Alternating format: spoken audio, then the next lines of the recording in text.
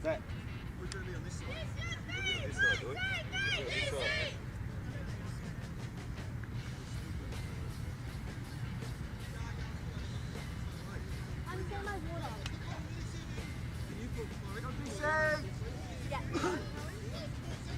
Pressure!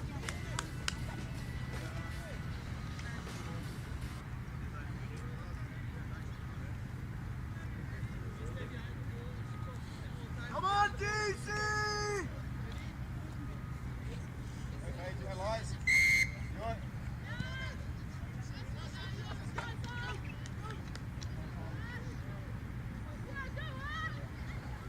Go, Ash!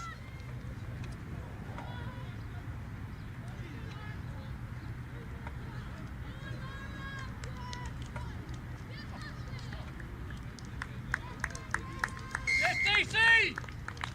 Good following up, Lara. Well followed up. Well played, DC. Good start.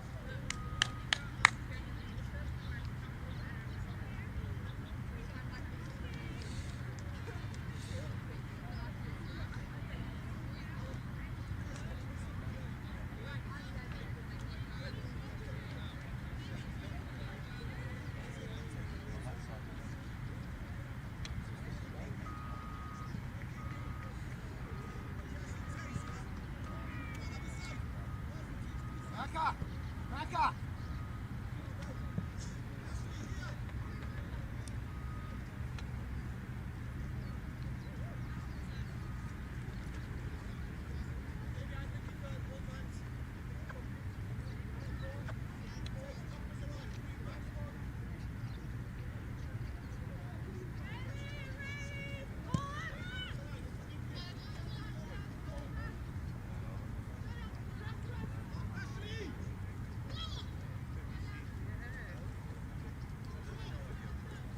Lara, sweep, sweep, sweep, sweep, sweep, shift it, shift it, shift, push up, push up, good tackle, shift it.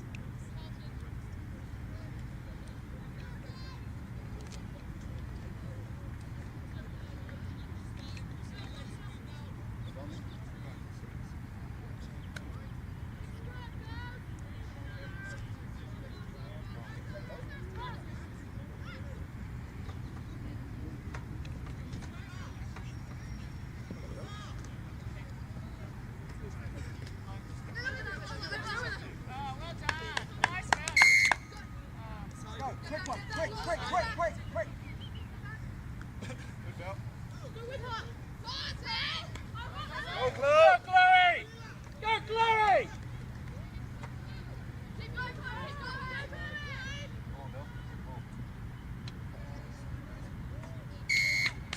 Well played, Chloe! Good thinking! Quick penalty, nicely done!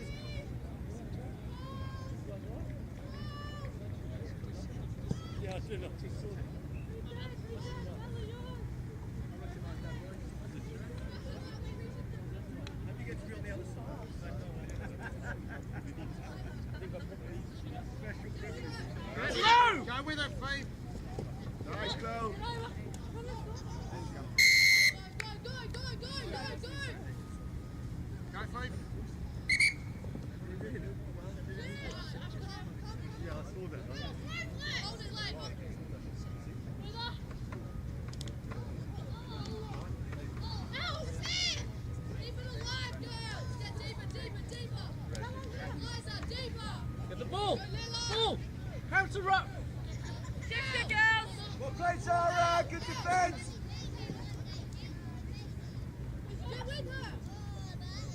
Nice.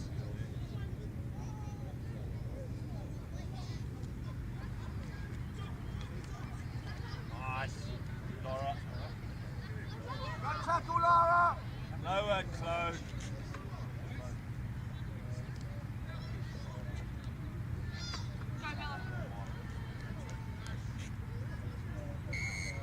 Well played, Lara.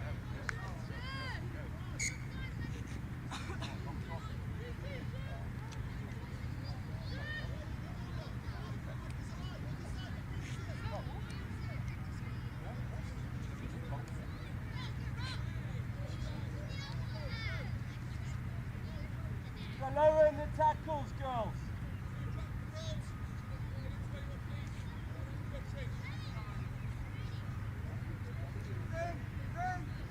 Concentrate, Lara. Concentrate.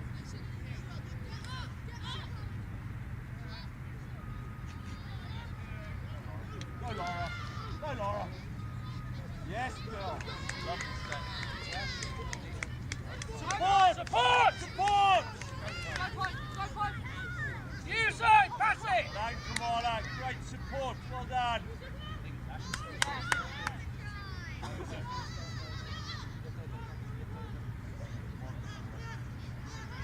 Good recycling, girls. Push out! Good pickup. Drive it and draw! Yes, Sarah! Good play, DC. Good thinking. Good strategy. Take your time, Zara, take your time.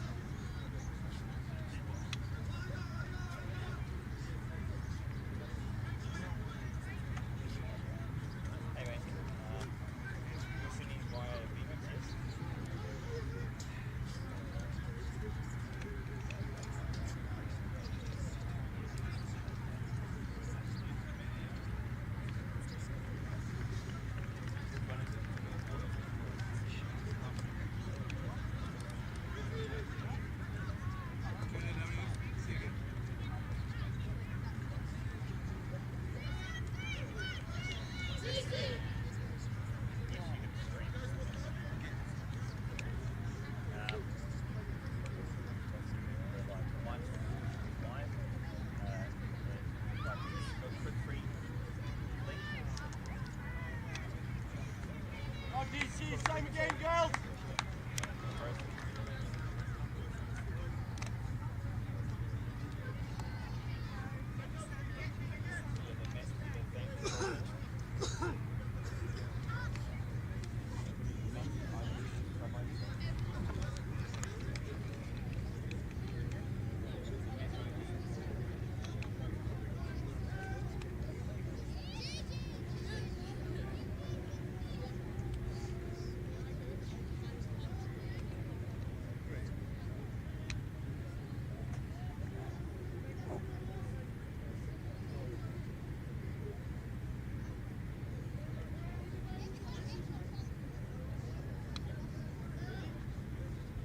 Big chase, girls, big chase.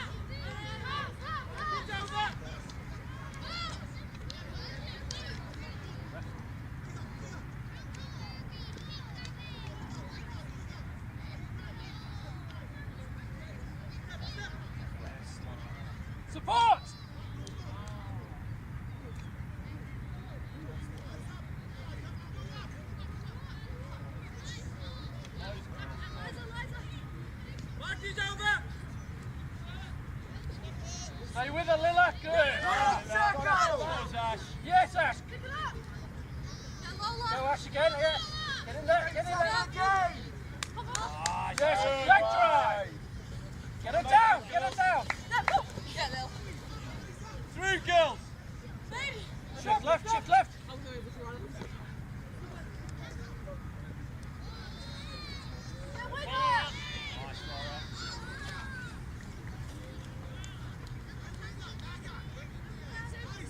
Shift. Two bunched up. Good tackle, Jess.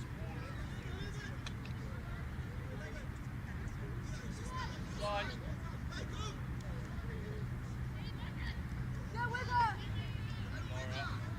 Well played, Lara. Good tackle.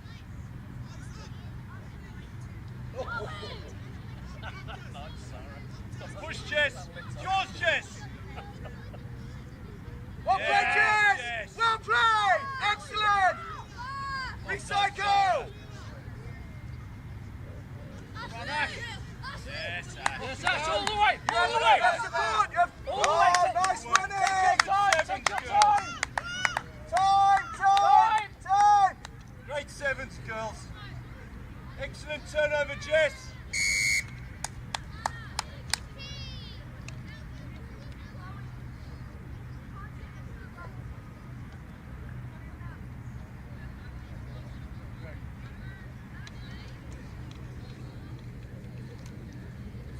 Well done, Laura. Let's go, Dina.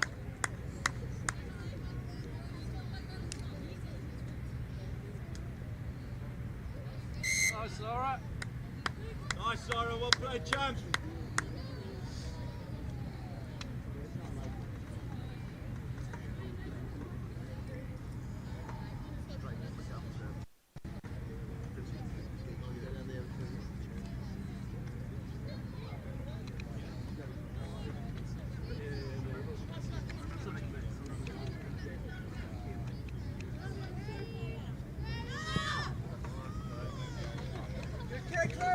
Pressure on, Lilla!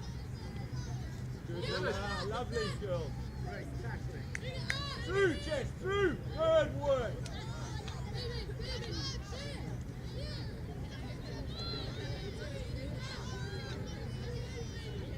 Lower, girl. Lower. Get there, Sue! Well played, Adina! Great tackle! Oh, come on, Raph. Yes! Yes, DC! Really good, DC.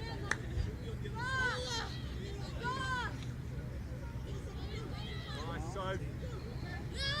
Nice.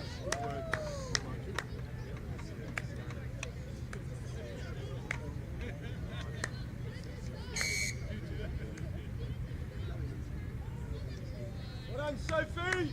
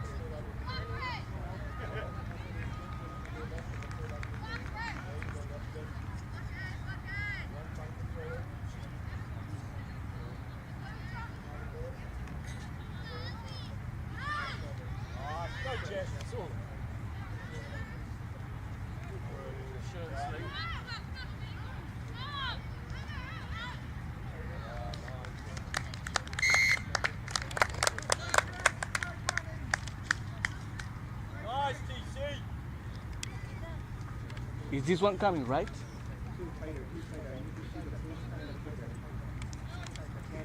maybe this way. Is this one coming? We need to go in a lot. More and more and more. 10 left. Brother, is this one coming?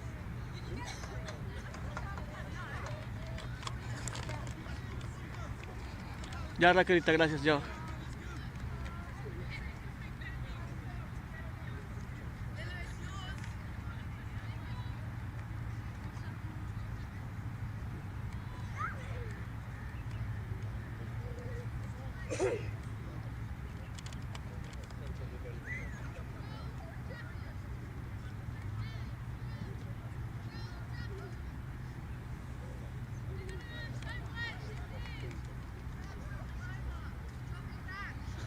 Chase, girls, chase!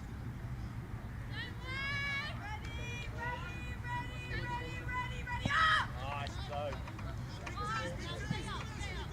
Chase, girls. Low! Nice, Sophie. Yeah, she hadn't quite got back behind the gate, yeah. Oh, really? No, she hadn't quite got back.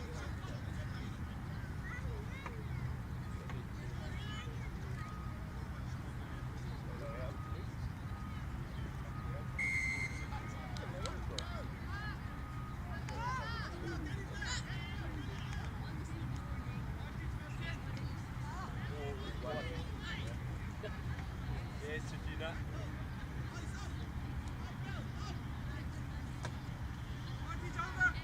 Oh, back tackle.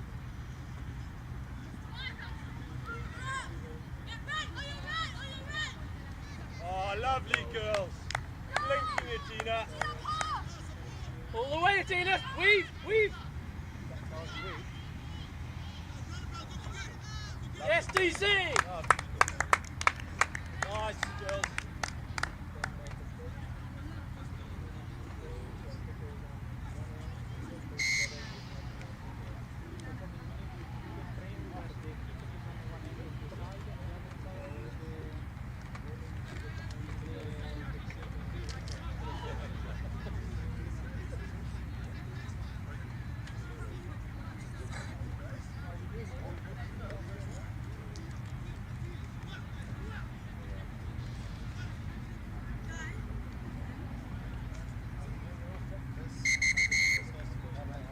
Well played, DC. Good first game. Excellent.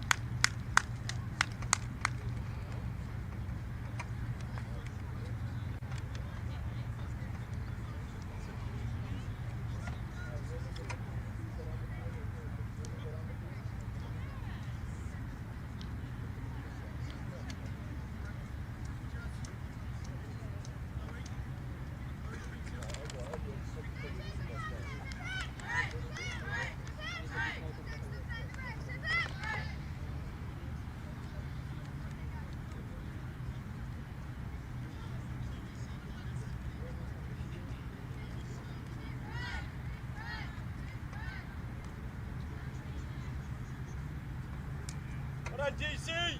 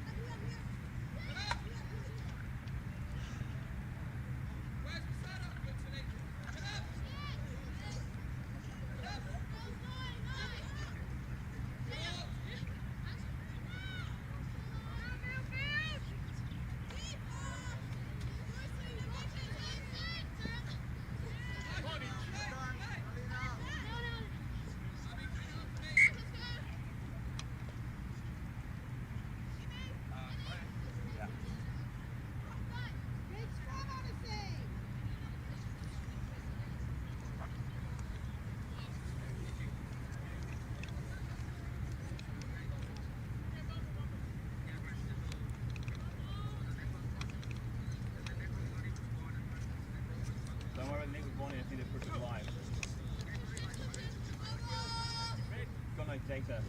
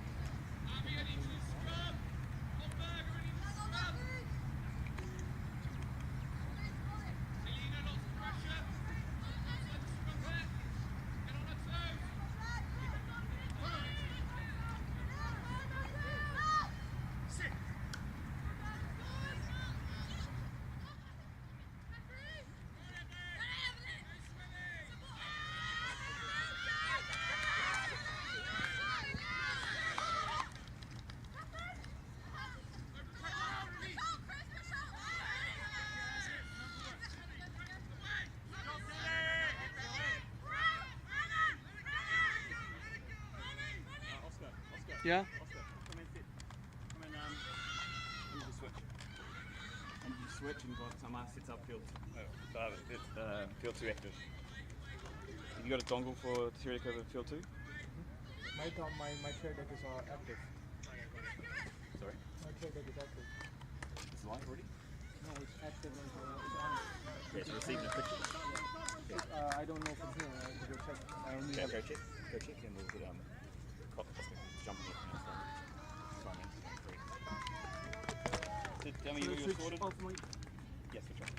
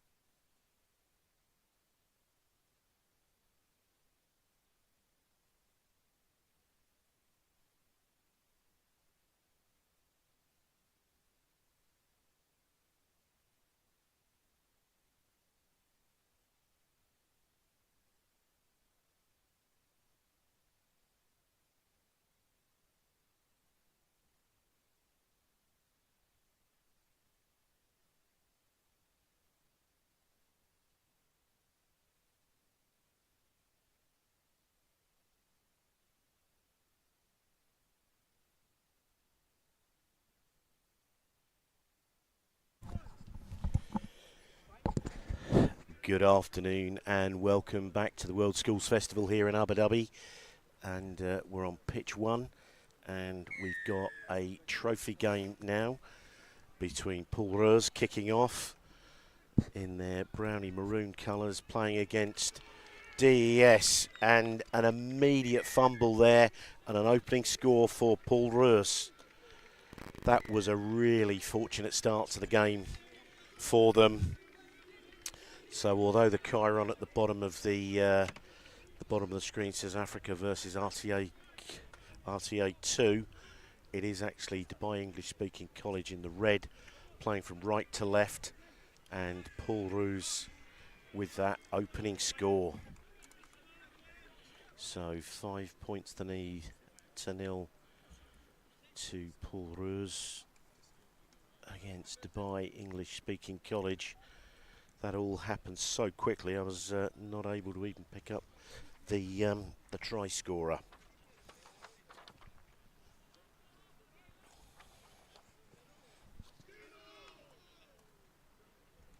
And the opening kick is wide, but literally that has to be one of the fastest scores of all time in rugby. Well and truly inside the first 15 seconds as DES now, or DSC, kick off, trying to get themselves back into this game.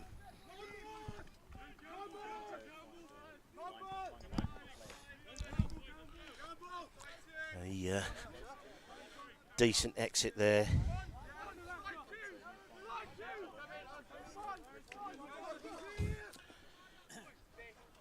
So Noah Vizard with a throw and a really sharp pass away from Coviello. So probably a shock to the system for DESC. Now pulling the ball back to Fritz there. Oh, and a fantastic break. This man looks like he's got some wheels. He goes to the outside, but a really good tackle on the right edge there. Coviello gets the ball up as they start to move the ball back. Setting up a platform midfield here. Some good first up defence. Should add that this is the ROos second team. Their first team is playing in the Cup. But a penalty there for, I think, maybe an offside head of the ball at the ruck there. And it looks like they're going to take a shot at the poles. And it's going to be Locke to fire this ball at the sticks.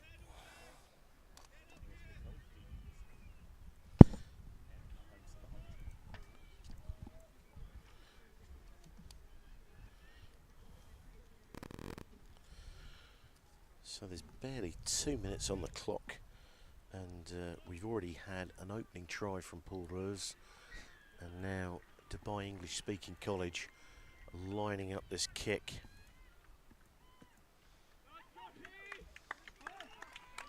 And that brings the scores back to 5-3.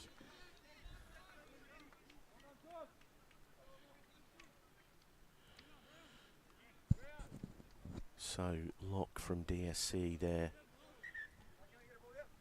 Yeah, there's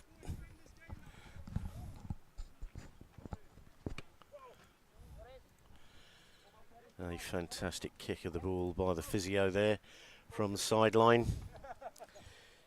So Robert Doble, high hanging kick right on the 10 metres. ROos get up and contest that. But DSC, oh no, ROos have come up with the ball.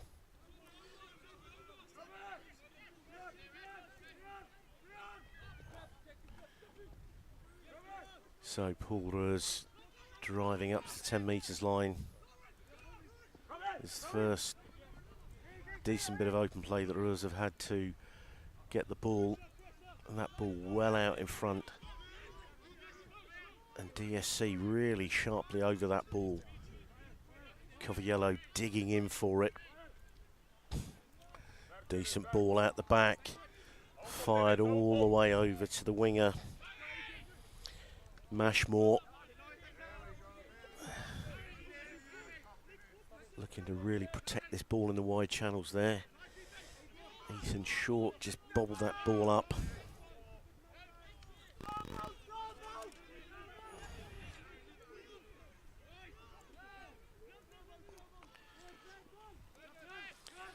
ROos turned that ball over.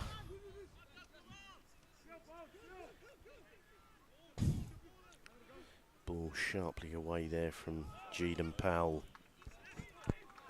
But again, the ball is spilled in contact, high hanging onto number 11. A couple of number 11s on this field, so could be Caputo or Combrink. I think that was Combrink on that right wing.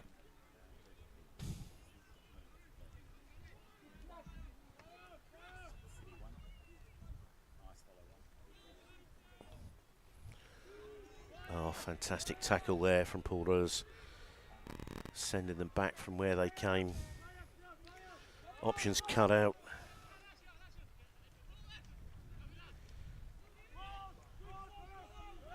Really good solid drive there by Allen.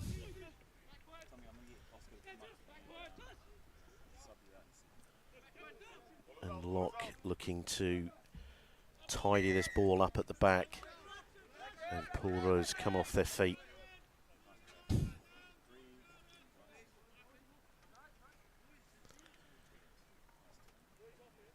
So after a really helter-skelter first 6.5, 7 minutes, the score is at 5-3 to Paul ROos' second team.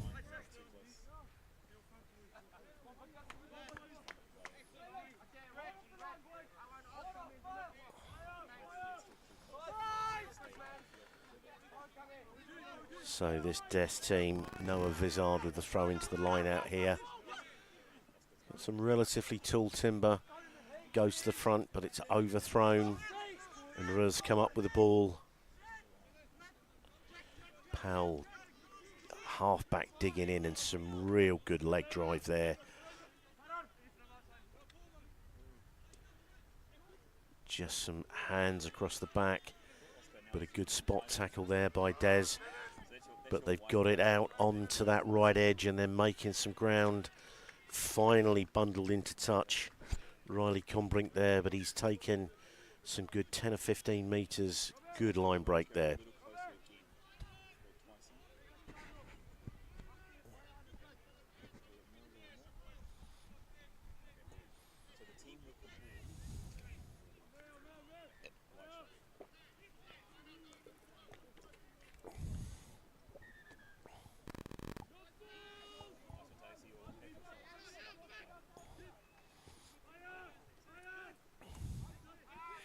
So Des come away with this ball.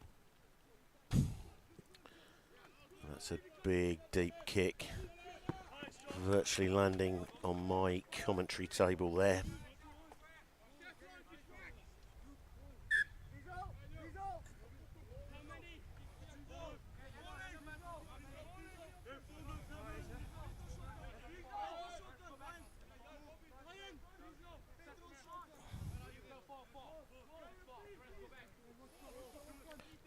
So Dawid van Niekerk with the throw.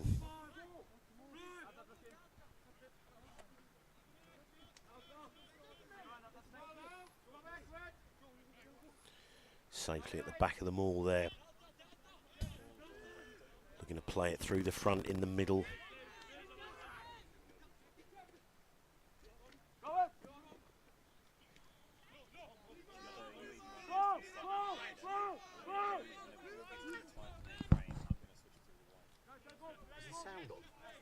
Sound on? Some people in the chat are asking if the sound's on. Coming through?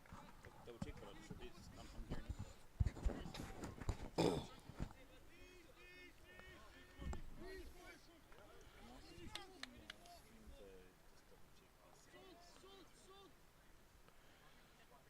So first scrummage of the game.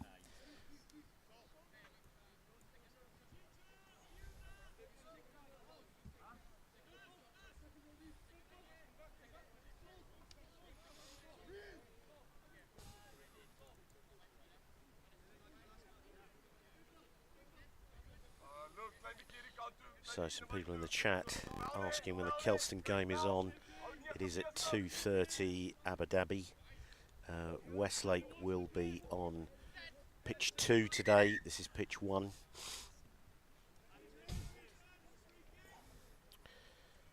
And Des is Dubai English Speaking School, just up the road in the Emirates of Dubai. Some 120 kilometres north of Abu Dhabi here, where we're at this wonderful facility, the Cricket and Sports Hub. So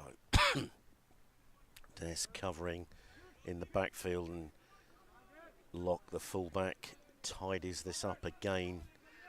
He's doing some sterling work at the back there and really putting themselves under pressure here.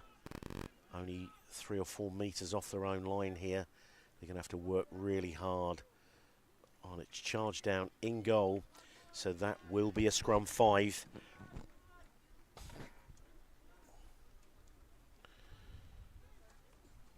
So Paula's team there really putting some pressure on in the red zone.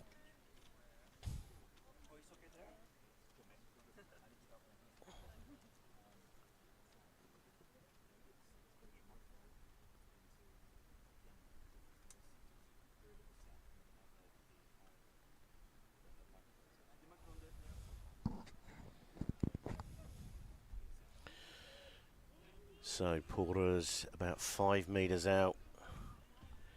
Good ball up there. And just knocking the ball on in goal.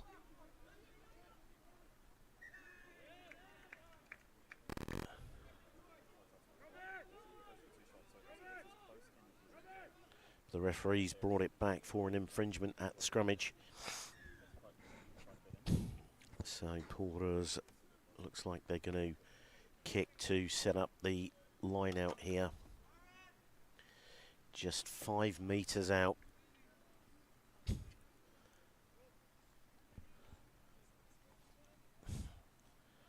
So Van Niekerk with this throw.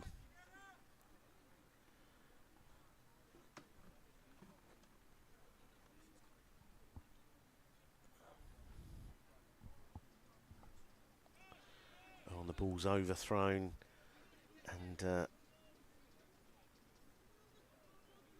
knocked on by Des, but ROos come up with the ball. And again, just playing the one-off runners. Big men driving in here. About 8 or 9 metres out.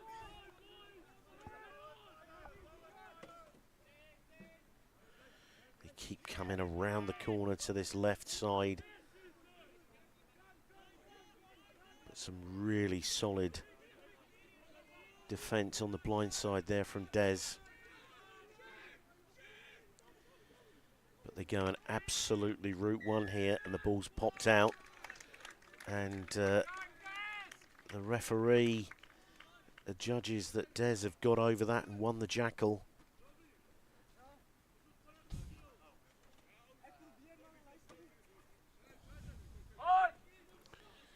It's a really deep kick right onto halfway.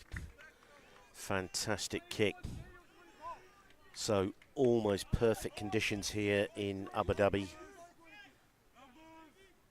It's about 25 degrees and the humidity is not too high, around about 50%. And it's a relatively still day compared to Sunday, day 1. So early lift there by Des and the referee.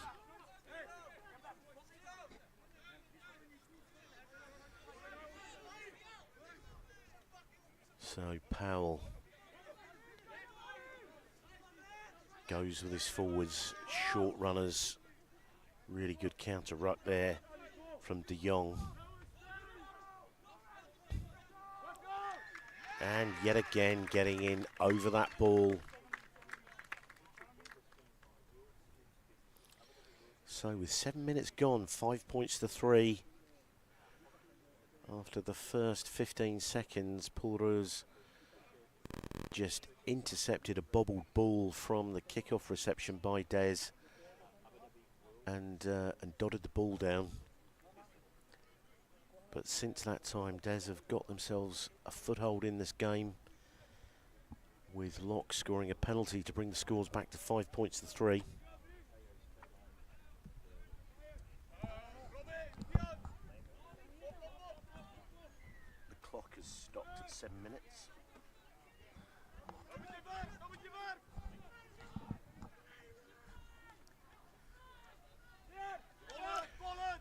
So ROos looking to spin that ball wide and trying to get his hands on that ball. Fritz knocks the ball on and referee judges it's deliberate. So that will be 7 or 8 minutes in the bin. With 30 minutes a half, the yellow cards are cut to 8 minutes. Oh, Locke, a little show and go there. Goes to the outside, dribbles the ball through, but it's well picked up there by ROos, and they're back on attack here. Oh, some good hands from the big man there.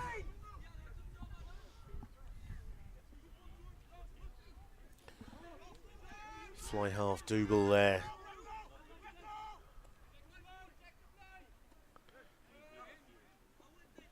Again, trying to intercept that ball, trying to get his hands free in this left edge here, going down the tram lines. That's a really good take.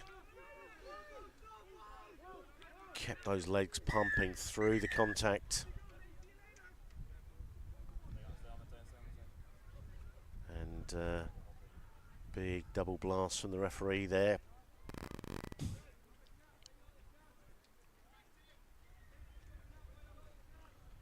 Just having a word with both captains there.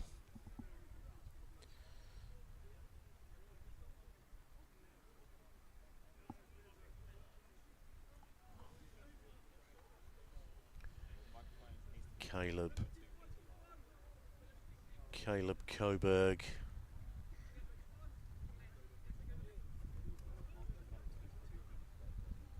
So the referee has asked both skippers to speak to their sides. And the decision has gone the way of Des.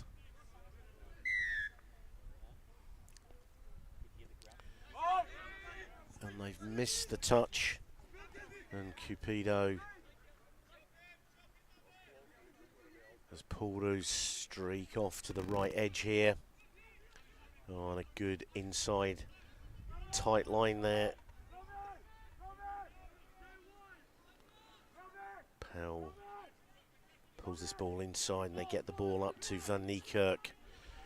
Just inside the 22 now. Pulls the ball back to the backs as they push it wide. Oh, and an intercept ball has ended up in the hands of Des as they look to counter-attack and come away with it.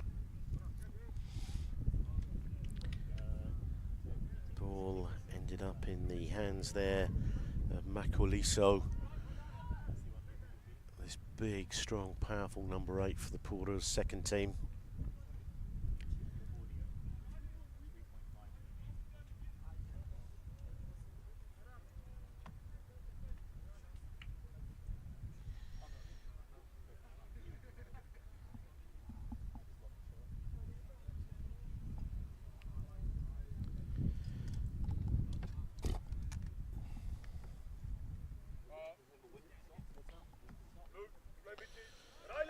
So another scrummage here.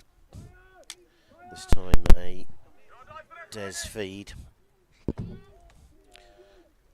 Oh, that looks like a big scrummage from ROos.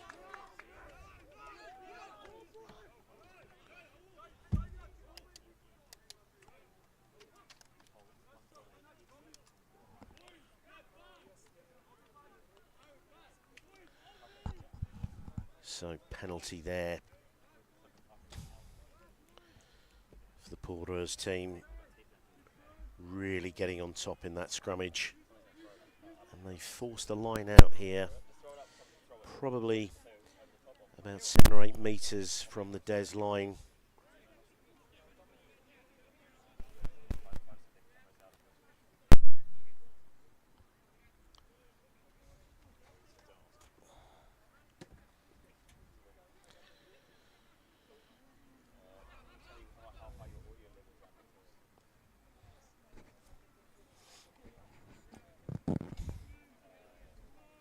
So Van Niekerk, the throw into this line out. Oh, and a good take at the front. And they've got a good set here. They need to get the ball to the back here, Van Niekerk. He's got himself well hidden in the boot of this ruck. And they peel away to the right-hand side. But a good tackle, good defence there. And ROos were queuing up for that one. And they got themselves Caleb Coburg into a bit of a mess and some lead blocking there.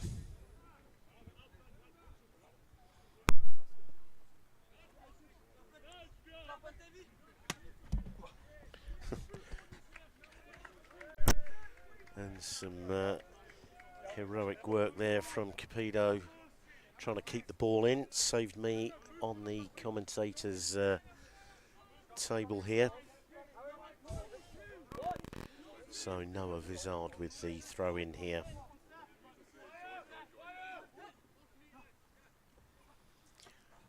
Oh, well up at the front, but some good hands in there from ROos. They come away with the ball. And some really good counter rucking there from Jordan.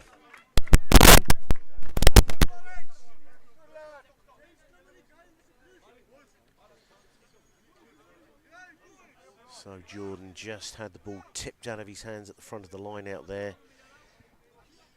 Got a little bit of heat coming through and made a real mess of that ruck with a good counter ruck. So Coviello with the feed for Des here. Just on halfway, tight to the right-hand touchline.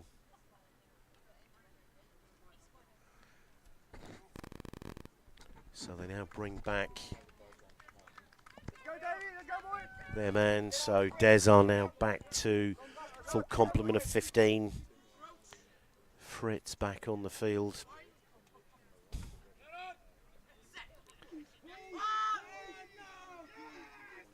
And again, some real strong work in the scrummage there from ROos, but Des come away with it. Fritz gets his hands on the ball. And they get the ball to the left edge there.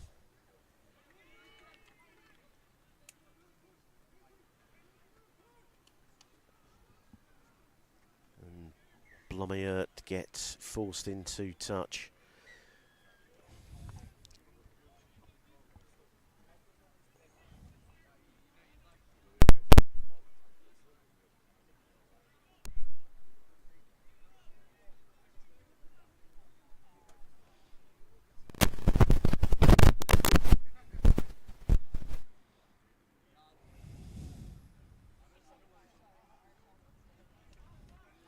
So Van Niekerk with the throw. It's gone completely over the top, and Des have picked up the extras. All the scraps here. Coviello digging in for it, but ROos playing it on the floor.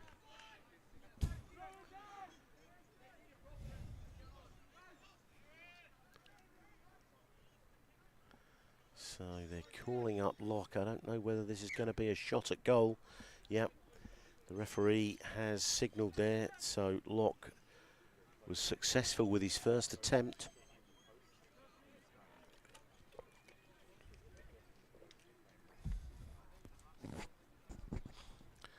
So far, Des have had little or no possession in the ROos half. So choosing to take the opportunity to try and keep the scoreboard ticking here. So he's got a left foot about 40 metres out, almost dead straight to the posts. And unlike day one, it's an absolutely calm day. But he's pulled the ball to the left, but Capito, in trying to catch the ball, has knocked it on, and that has given Des a fantastic opportunity for a scrum 5 metres out.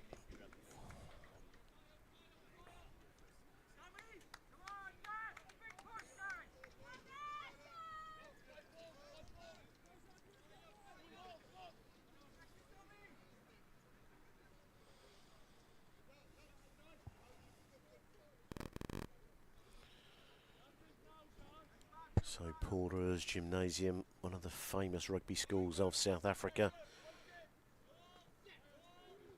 from Stellenbosch. And that's a better scrummage from Des. But the number 8 lets the ball slip out, and there's a knock on at the base there. And really good pressure there from Jaden Powell at halfback from Paul ROos. That was a fantastic opportunity for Des that's gone begging there.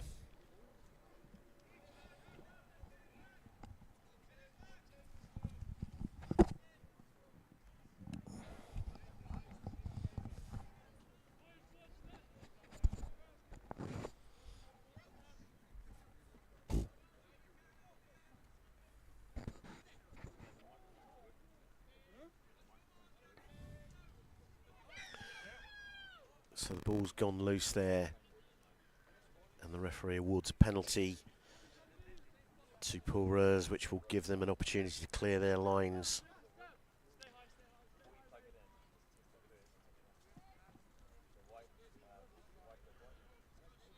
A raking kick there, takes the ball about 5 metres outside their own 22 on this near side touch line.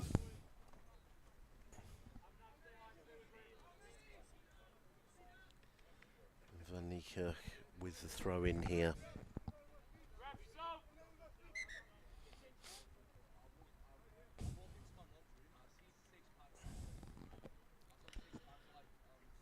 And a change going off. Alam coming on, Sidlow. Ball over the top, and it's flicked through the legs to Fritz, who's well tackled, but he gets the ball up to Coviello. That was a great support line from him.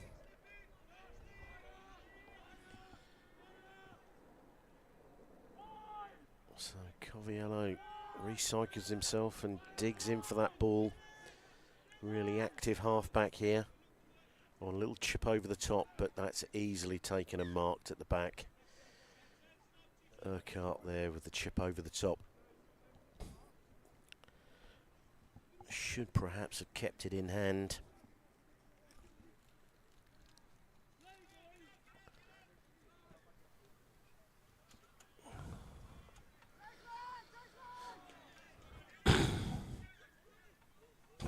And that's a real let-off there for Paul ROos, kicking out straight down the throat of the winger, Blomayert, but it just bounces off his chest as he fails to claim that high ball.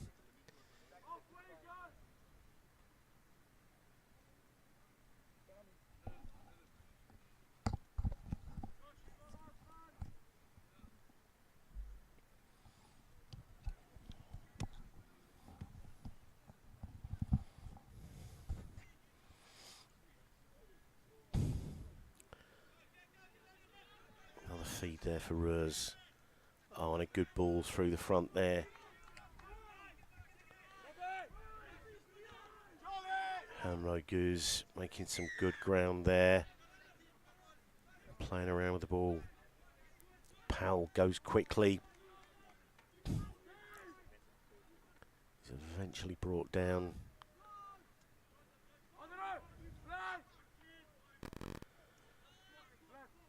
So as ROos try to make their way into the Des half. Decent run there from Van Shaw.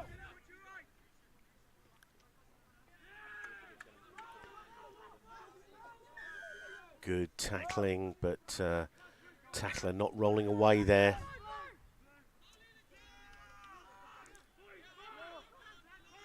Porter's tap and go. Stain, tight head prop in the number 3 jersey. Drives hard. Powell gets scragged but gets the ball away into the hands of Riley Combrink. He makes some ground, but he's bundled into touch cheaply there. And that is half time, and it has been an absolute helter-skelter. ROos took that 5-point lead some 10 to 15 seconds into the first half, and then Des, within a minute or two, came back to 5-3, but that's the only score that we've had in this first half. So at half time, ROos' second team leading 5 points to 3 over Dubai English Speaking College.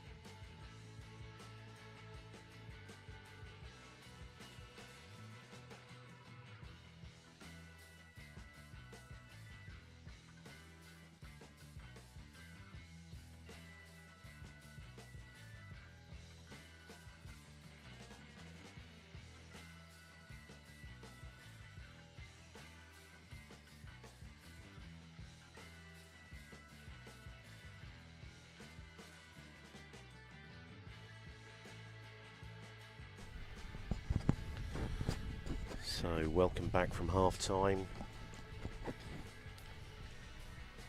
We've got a really finely poised game here. 5 points to 3. As we said in the first half, directly from the kickoff, ROos kicked off.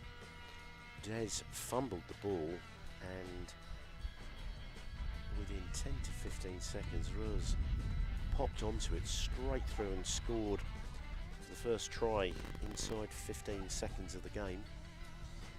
But then Des almost immediately struck back with a penalty from fullback Locke, and that put the score at 5 points to 3 after about a minute and a half, and so far that's all we had, 5 points to 3.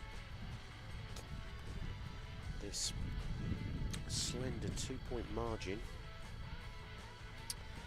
Next game up here on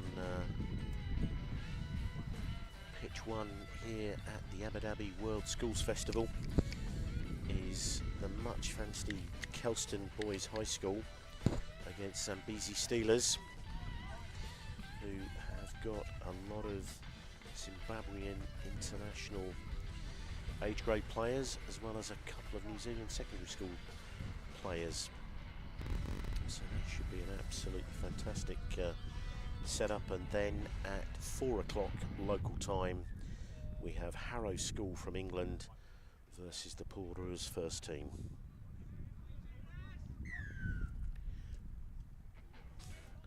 So deep kick from Des, and it's bobbling towards the line.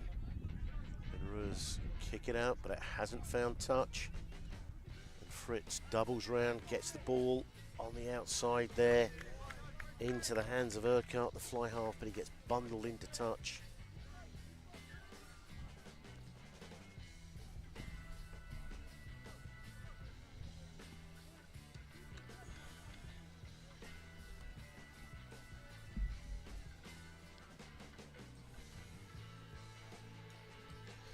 So a change at hooker. Chris Mayberg now to throw this ball in. Good take in the middle of the line out there, but referee adjudges it not straight. So a great opportunity here for Des to get amongst this.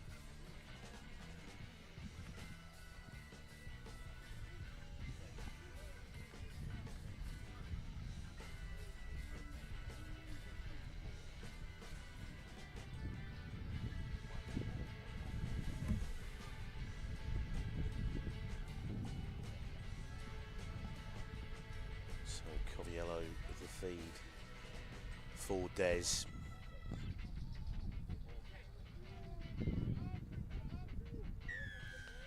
And it goes down, and the referee crucially gives the penalty to ROos. Chris Cock now on the tight head side of the ROos scrum. It's off the side of the boot, so only taking play just outside the 22.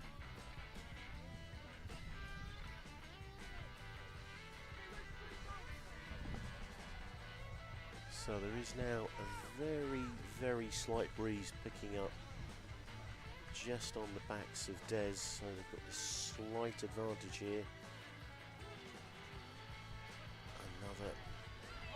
Another ball over the top, and Coviello hacks it forward.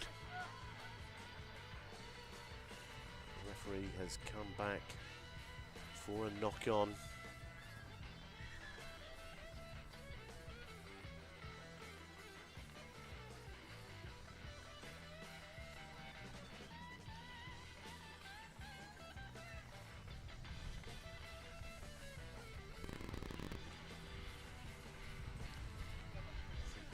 Has adjudged that there was a slight knock on at that line out, so Des get another opportunity to feed the ball lined out to the right hand side, and this time the referee gives it the other way.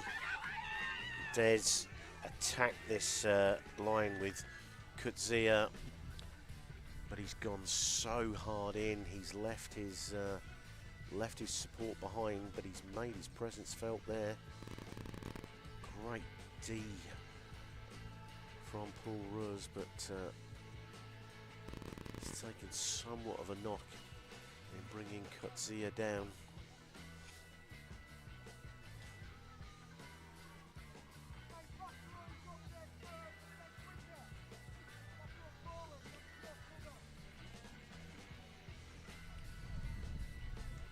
So an injury to the Paul ROos player here on the ground.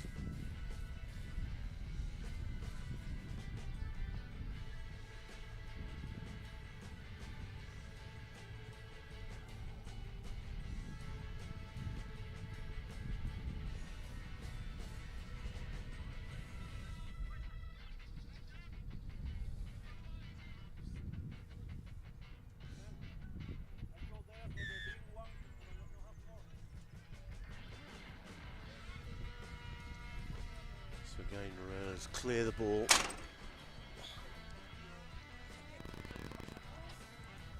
And they brought play almost out of their own half the first time in this second half. The clock's not running. Clock's on 30 minutes not running.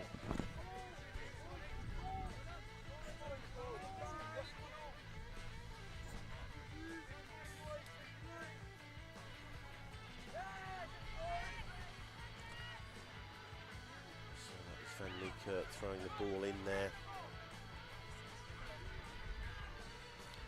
Des have pinched that one.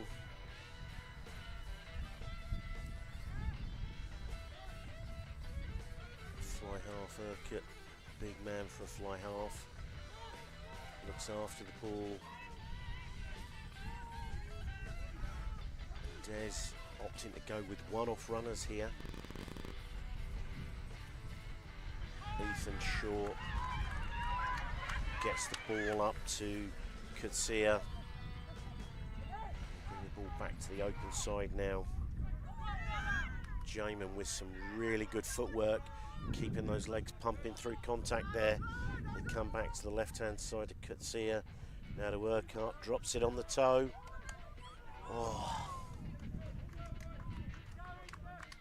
And Blummer almost got onto that, but he's knocked the ball on into touch. So the referee's given them the option of scrum or line out.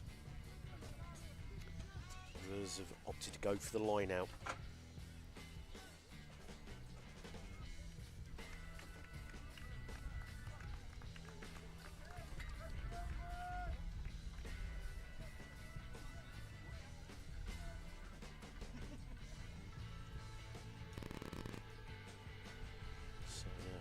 To the field,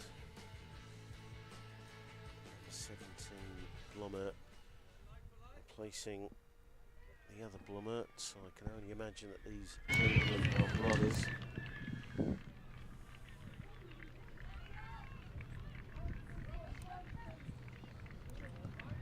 Viviers with the feed. Stable scrummage there.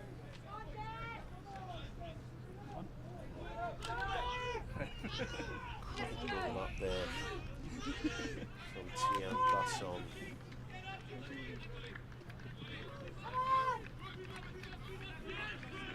Capido making some ground on that left edge.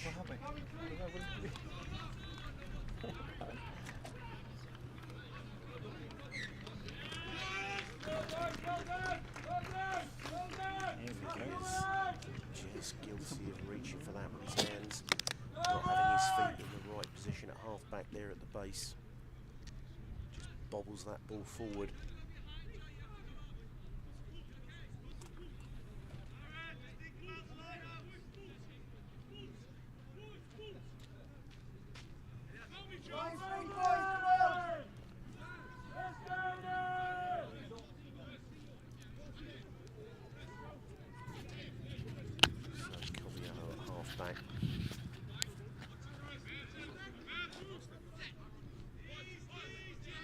Almost midfield.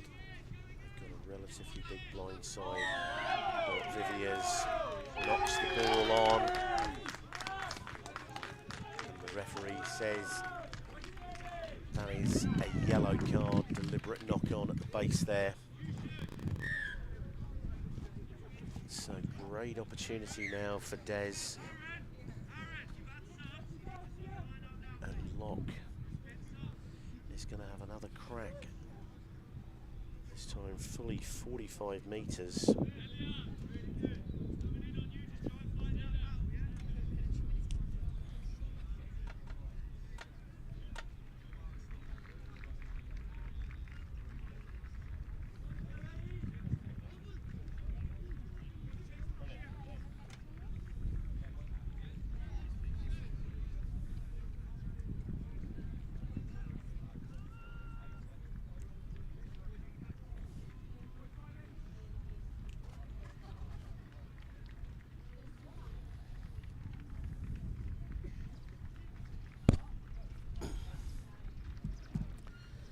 Left foot off a couple of steps, not quite got the legs and drops out. A great little offload there in the contact there from Capito. Alec Toll was opting to run the ball out of defence. Basson with another good drive in the centre there. Kick and they hit the grass, and this is an opportunity here for a 50-22.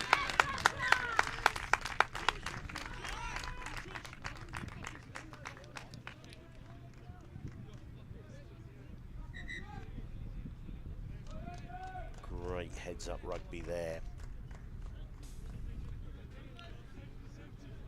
So Noah Vizard with the throw into this line out. Yet another opportunity for Des. The last 15 minutes of this game, the momentum and the territory swung towards Des. But Porter's hanging on to this slender 5-3 lead.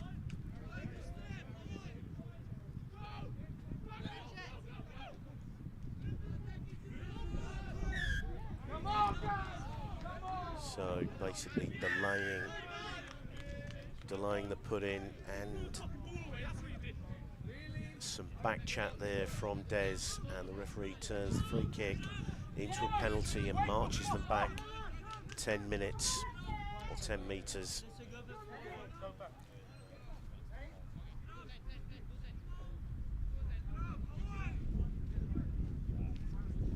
So another big let-off for ROos. They've been under pressure a few times, just metres from their own line, but on each occasion Des have either given away a tight end scrummage or a penalty. So Van Niekerk with the opportunity, and they've got a short line out here, just 4 men.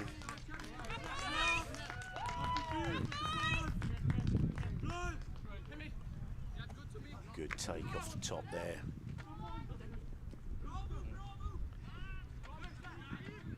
Forward runners. And that's Basson again running hard, but a loose pass. 18!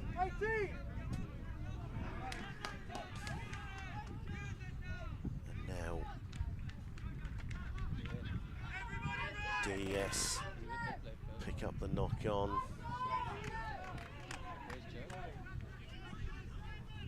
Double the 10 for ROos, tidying that one up as Des was streaking forward onto it. ROos just keeping those legs driving in contact, really dynamic there. He's got them under the front foot. High hanging ball, and ROos come up with it.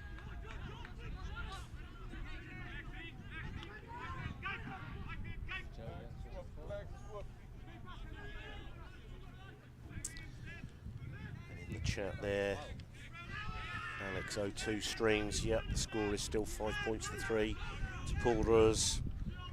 And the Kelston game is on in 35 minutes from now. 35 minutes from now. 2:30 local Abu Dhabi.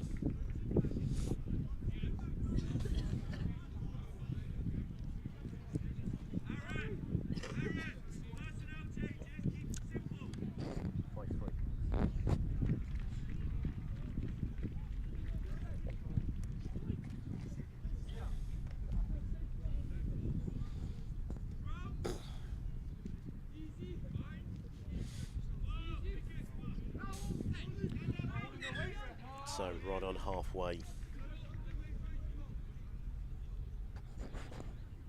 Simon, how we going? Foul, boot, boot, foul it. Boot. The clock should be on 15 minutes. It's halfway through. 45. So we move into the final quarter of this game. 15 minutes to go as Cavaliers feeds the scrummage. Paul ROos really putting some heat on. But the referee judges that they've come around the corner. Looked like a really solid scrum from the Paul ROos.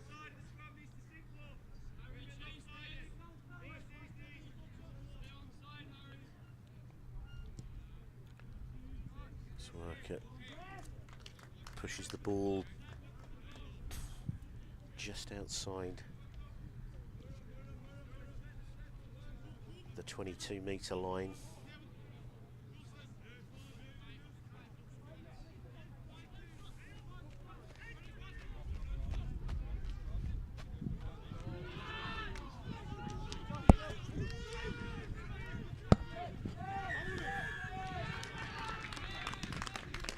ROos coming off their feet.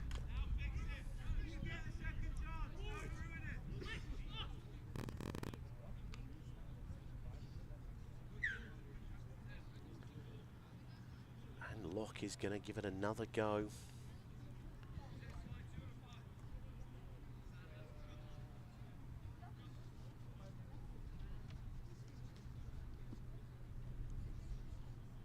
Looks like new kicker as Locke gives way to right. Similar distance to the last effort from Locke. So this will be the fourth penalty attempt that DES have had a go at again, just a couple of steps. Say slight breeze at his back here, which will be favouring this kick. It's a really good strike, but dropping short, and Capito is underneath it, shapes to kick, but then gets taken down. In fact, that was Alec Toll, but then playing the ball on the ground. So, big call there from Vizard to his teammates of wake up, wake up.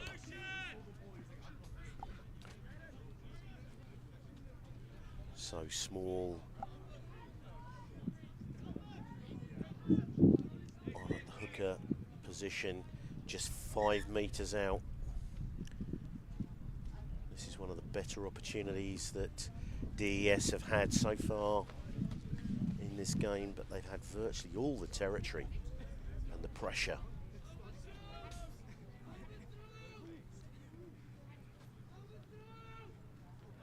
So taken there, ROos gets straight amongst that. Tackling the ball carrier to ground there. Oh, some real pressure from Paul ROos there, and they've stolen that one on the ground. Great work there from Viviers, the halfback. It's been a real fighting performance here so far from ROos. As they again get the ball back, clear it out to touch. But they've only taken themselves to the 22-metre line.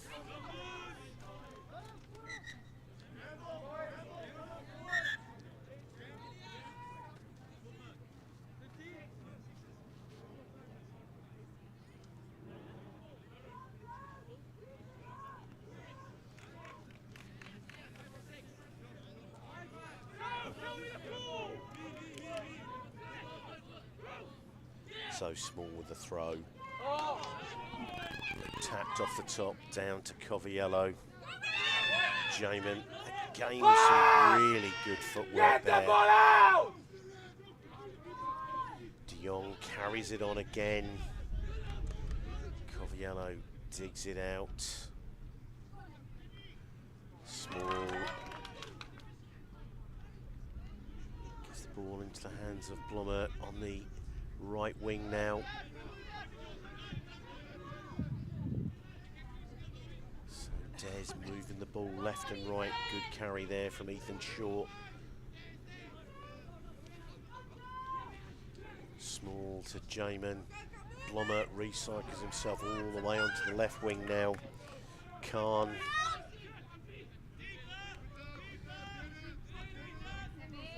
Good drive here from Burke.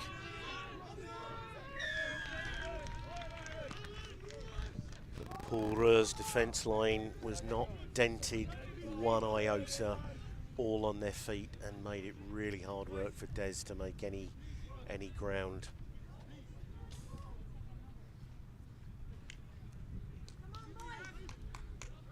So this slender 5 points to 3 lead from Paul Reus' second team as we head into the final 10 minutes of this game.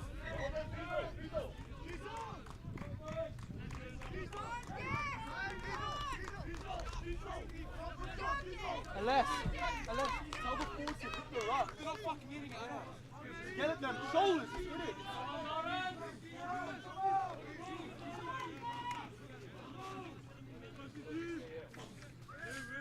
So Van Niekerk throwing to this line out.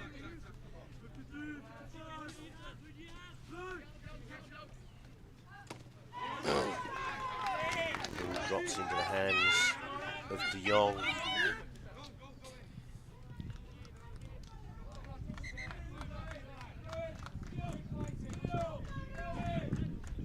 So some changes.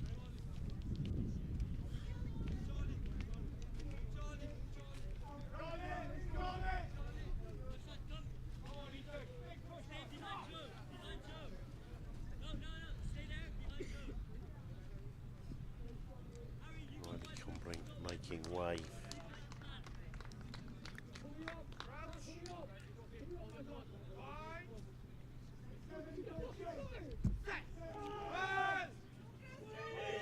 Big scrummage here for us. Push the ball wide into the hands of Dougal. Now they come back down this side. Basson with a really bullocking run there. One-off runners.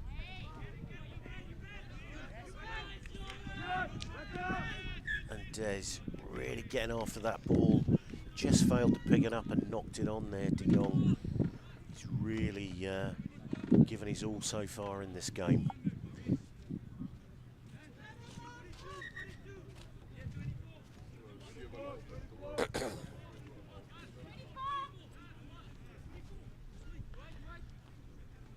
So this game pretty much punctuated by a lot of really solid defence, which is causing a lot of knock-ons and handling errors.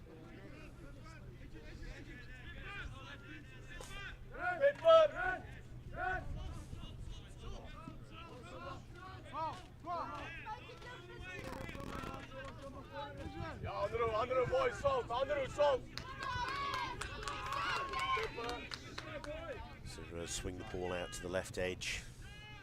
Basson drops it onto the toe, and the speedster is there. Can only dribble the ball into touch. So this is the best territorial position that ROos have held in this second half.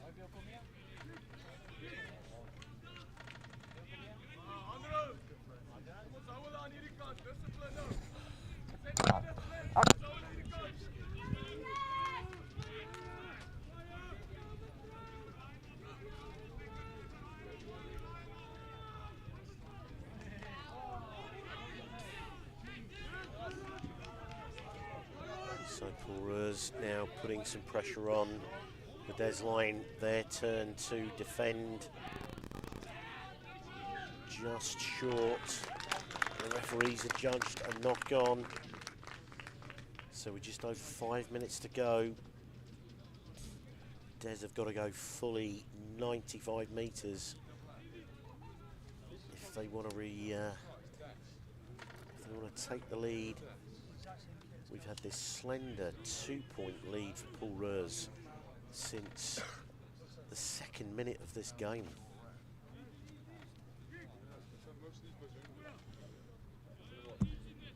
So Duncan on at half-back now, replacing Coviello.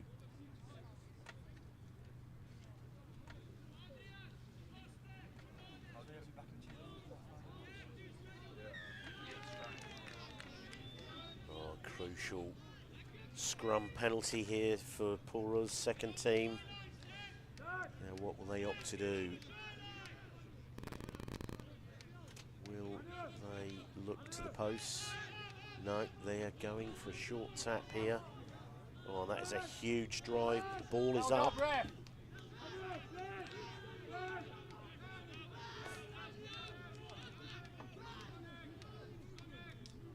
Very, very close to the line there.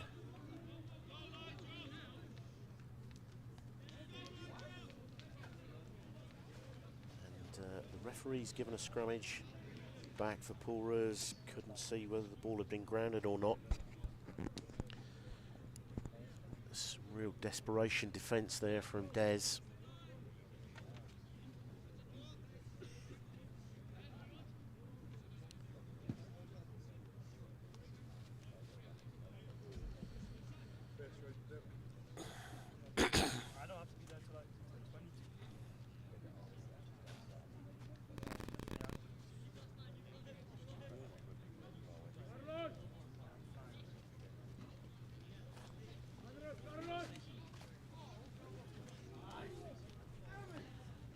So the scrummage goes down and the penalty has gone the way of ROos. Referee immediately calls for a card. So for these last few minutes, Des will be down to 14 men. Ball up into the hands. Van Niekerk driving hard at the line, some real desperate defence here. As they swing this ball to the left.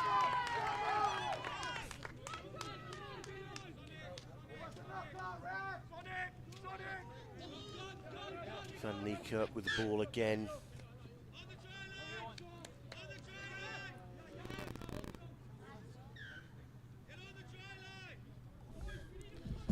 So again, a penalty, and ROos opt for the scrummage against the 14-man Des. 2.5 minutes to go. As we said, they're going to force Des to go the length of the field, but Des need to get the ball back first.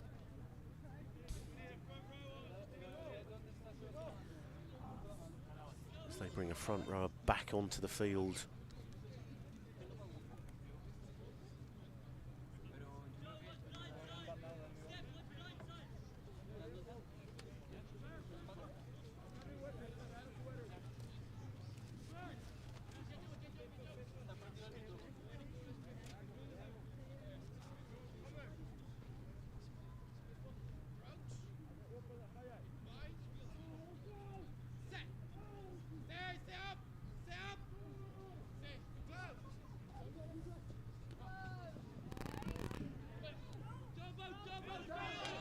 Again, some desperate defence from Des on the blind side there. Was looking to batter down, and that is a try at the death here. Just about a minute and a half to go. Takes the score out to 10 points to 3. Absolutely amazing that they scored the first try inside the first minute of the game, and they've waited all the way to almost the final minute of the game to get the second score.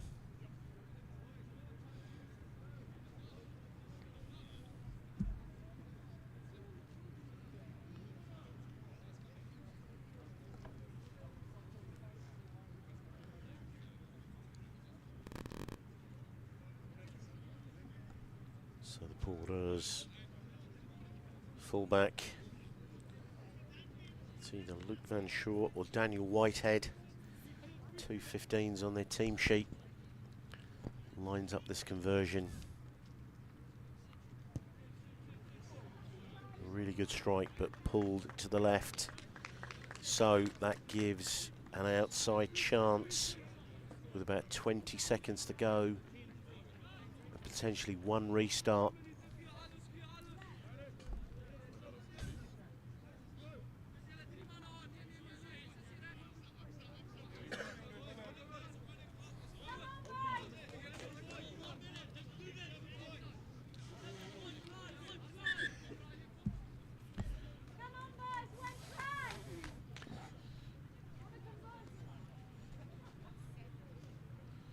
So we look for a ball here. Des have got one opportunity. They need to recover this kickoff.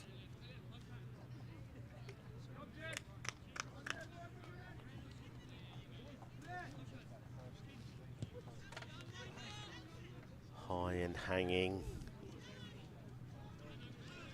Well taken there by Harrow Goose. Oh, a great offload in the tackle there.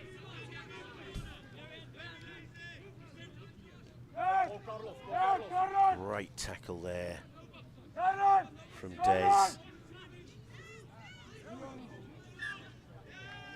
Well done, Ethan! A really good counter ruck there from Ethan Short. And that is it. 10 points to 3. Porter's second team over Des. This is in the open competition and will soon be moving in around about 17 minutes back to the cup competition, where we have Kelston Boys High School playing against the Zambezi Steelers.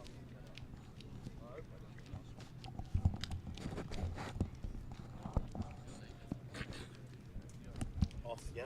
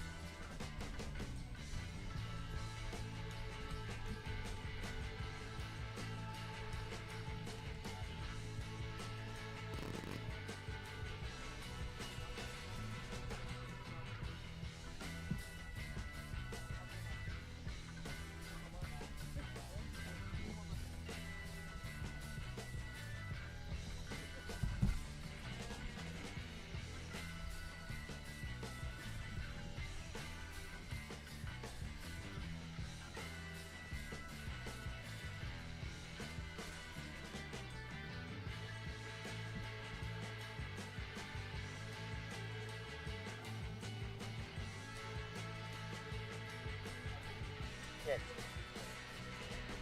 on here, Harrow and ROos.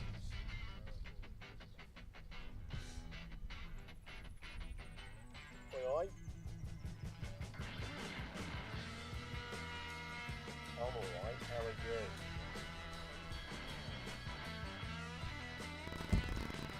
You gonna join me?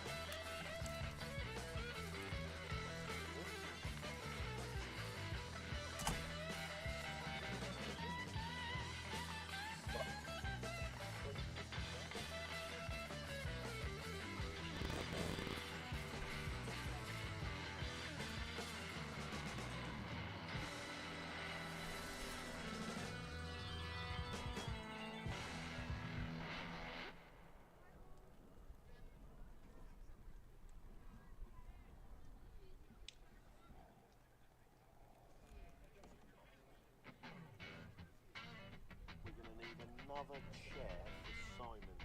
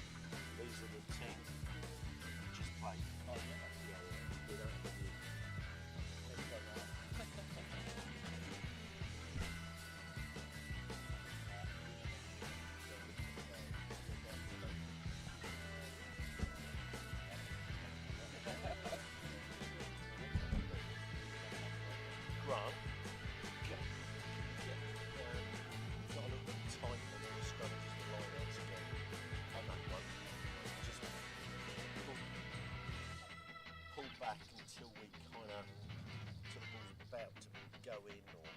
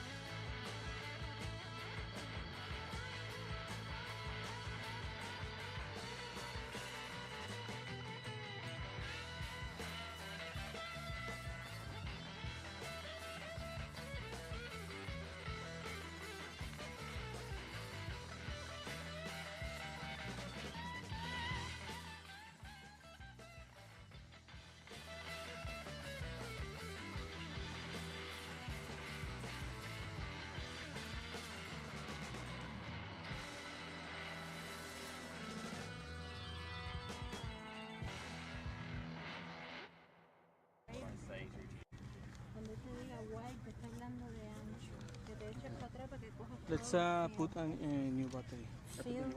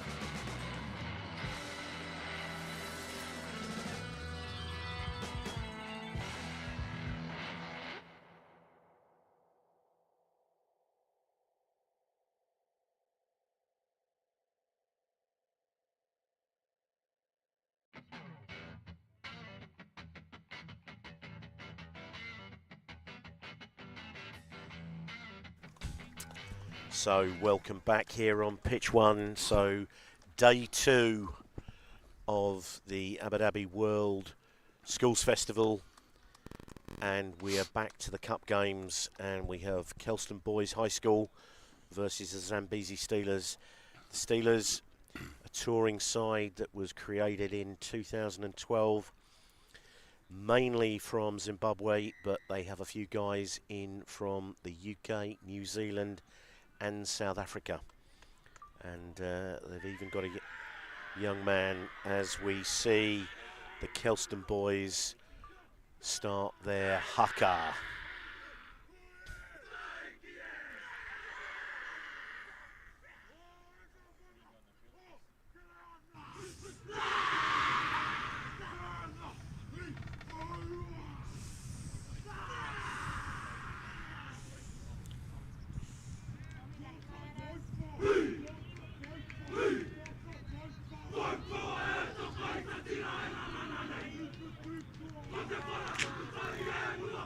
Scott.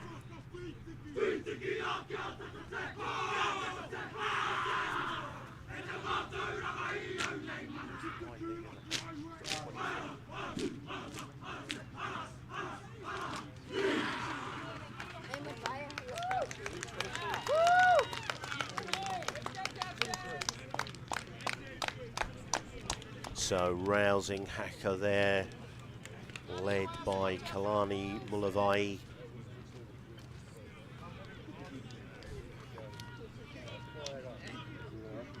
He's a big man, played tight head in the first game. So I said the Zambezi Steelers, mixture of Zimbabweans, some Kiwis, some English lads, and a lone Australian.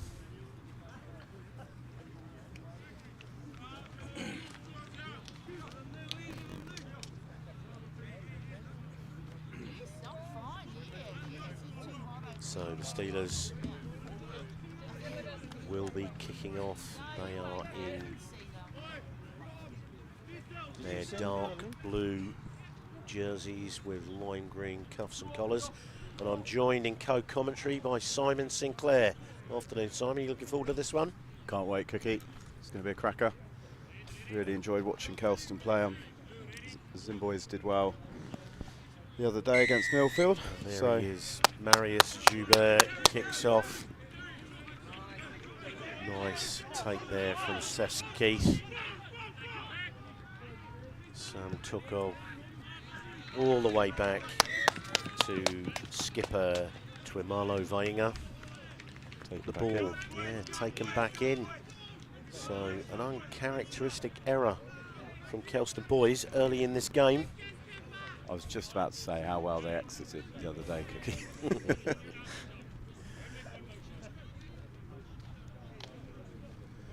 Be interesting to see whether they throw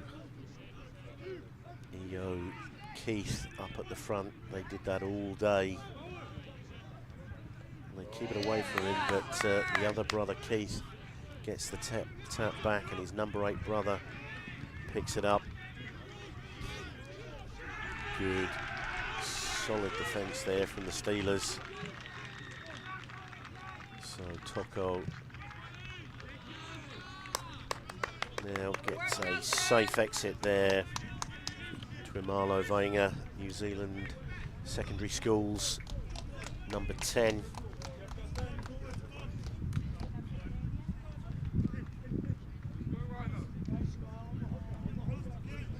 So an opportunity here for Tavonga Karisa from St George's College in Zimbabwe. Oh, great take at the front. Little pop down, but it's swept onto there. Keith Io picks the ball up, and Toko picks the ball up to Millfield.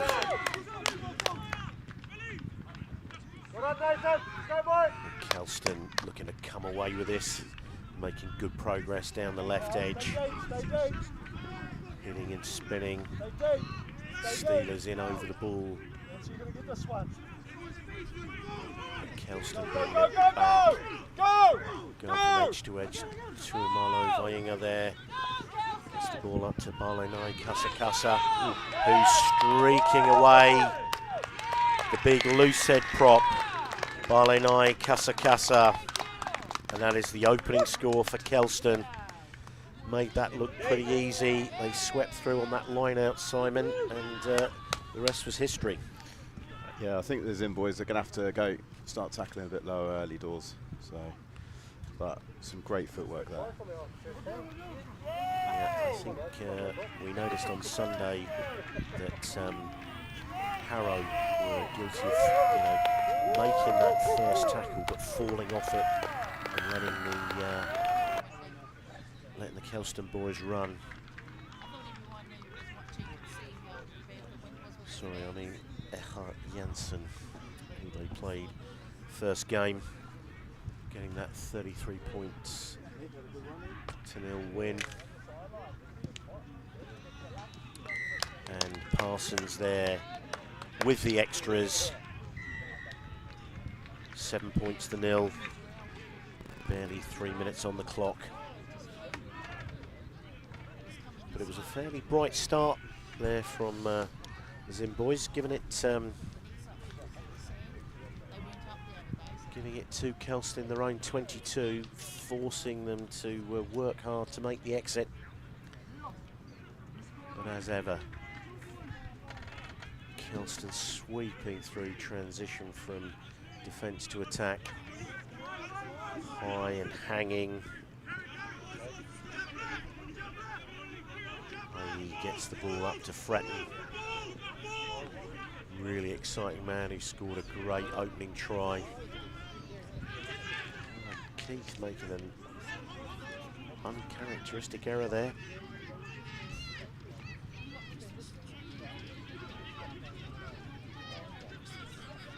So some real pressure coming on from Kelston in defence. Referee Joubert brings it all the way back. Booster scrum, Kelston! And we're going to get the first scrummage of the game. What do you make of it so far, Simon? It's pretty steady. I just think it's really hard for the Zim boys when you're coming together for this sort of game. The set piece, they only got together Friday. Yeah. That set piece is always going to be difficult. So those line-outs all day, especially against Kelston, who dominated defensive line-outs on Sunday. So it's going to be tough for them. But we'll see how this scrum goes. So Tyrone Gombe with the feed to this scrummage from Wimberg College in South Africa. Broke his leg last year, so he's glad to be back out there. Great. So Kalani Mulavai going down on the tight head side, and it's a scrummage, scrum penalty. Taking the points here. Yep. Kicking tee is coming on.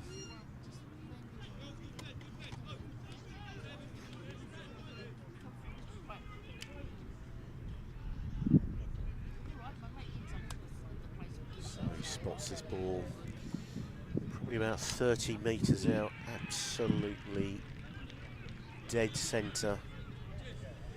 Chinyadza, a Zimbabwean under 18, and is expected to be an under 20 in 2025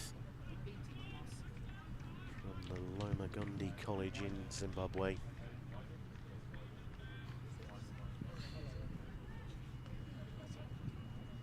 So left foot kick.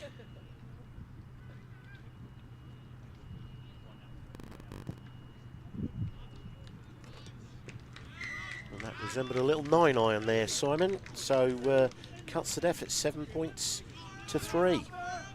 It's nice to see some conversions going over today, isn't it? Some penalties. Wins a bit better. Yeah, cannot say enough how strong that wind was on Sunday.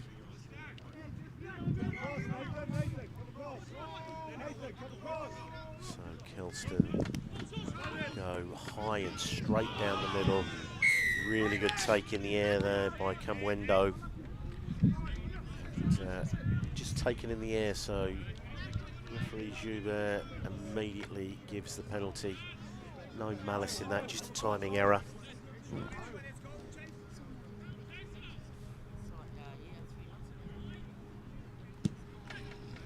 You feel that the Steelers need to take advantage of this slight breeze they've got at their backs in this first half, Simon, if they're going to make any impression against Kelston here. Yeah, that was a nice kick to touch there. He's got a few metres, kicks the ball well, this 10. So big Charlie Wallace, number 28 there at the front of the Steelers scrummage. He's also a New Zealand schools representative from Auckland Grammar School.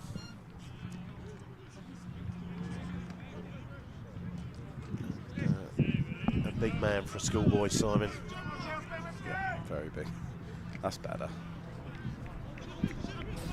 Ball taken there by Moses Ragnage.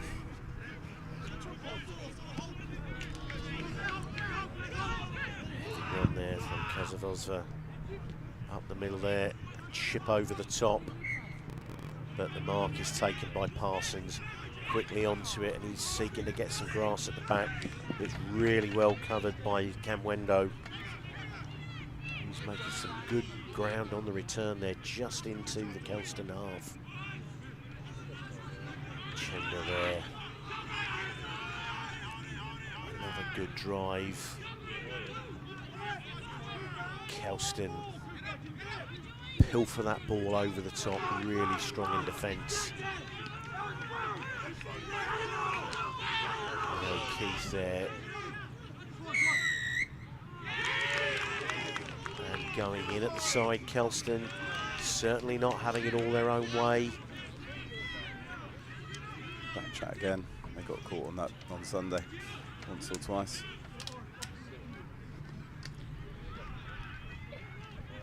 So, it's early doors, inside 10 minutes, but Kelston not looking quite as fluent as they did on Sunday.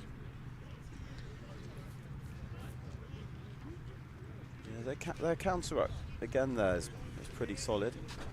They're getting the possession. So, change of kicker with a slightly longer kick, about 40 metres. This one's going to be taken by ROos, Tasmania, who's also a New Zealand schools rep, and also, like his teammate Charlie Wallace from Auckland Grammar, which I think was the school of Sean Fitzpatrick. They've produced most All Blacks ever.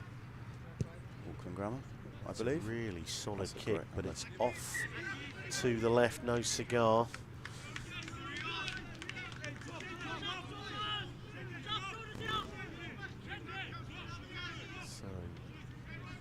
Parsons will take this drop out, 22.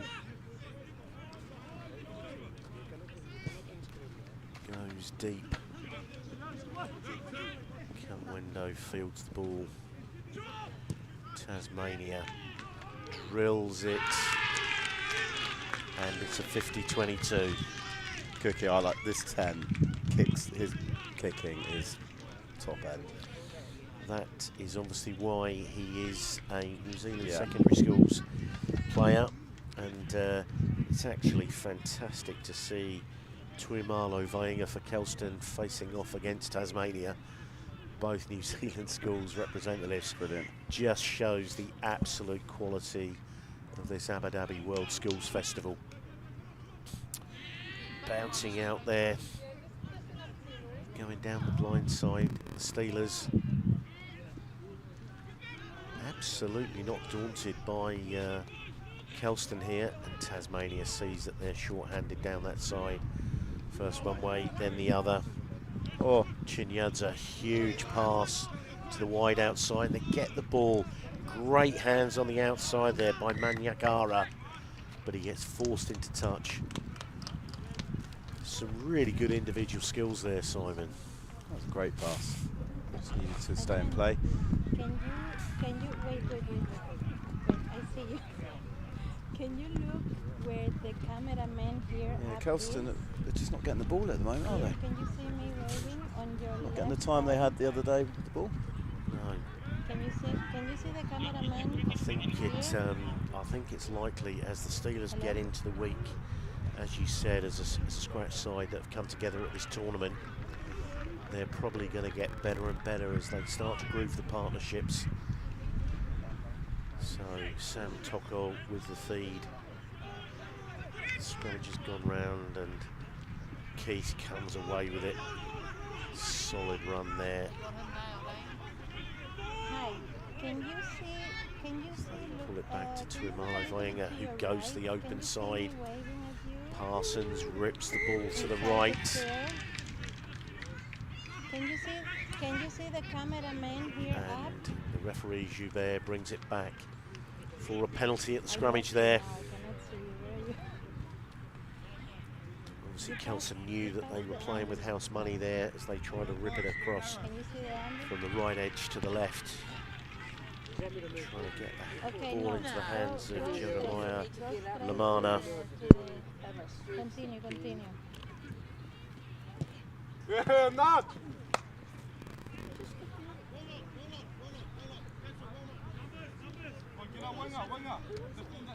Just go straight.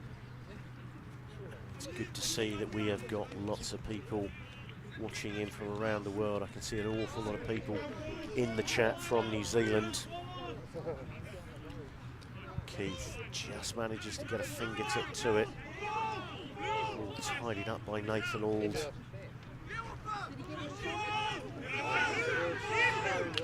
Solid run there.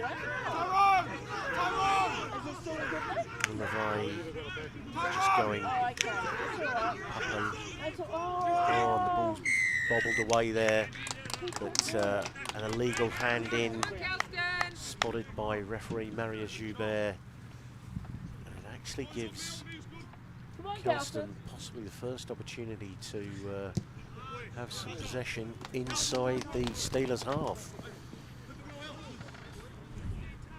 You're getting a rest. You do something now, huh? Yeah? You have a rest, okay? Got it? Palani, you got it? Do something now. So some encouragement there from assistant coach Scotty Keith.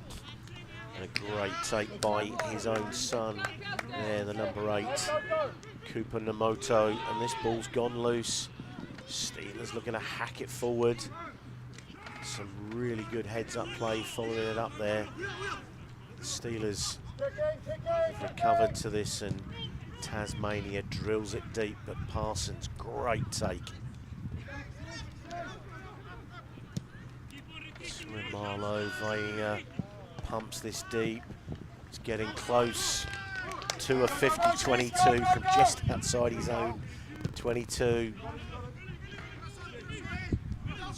Marlo Vainga back to recover this kick, but he's all the way back to his own 22. To Parsons, the fullback. Oh, that's off the side of the boot. But very nearly picked up by Lamana.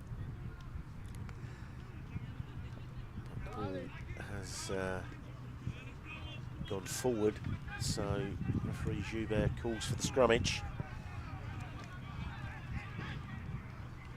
So really none of the fluency that we saw from Kelston on Sunday, Simon. They don't look like they've gotten out of first gear here so far. I think they're still on the coaching field. It was great to see them yesterday coaching the youngsters on the Small Blacks camp. Lovely to see, giving back to the community. And they had a session after, so it might have, I wonder if that's taken out of them. They're getting dominated in the scrum.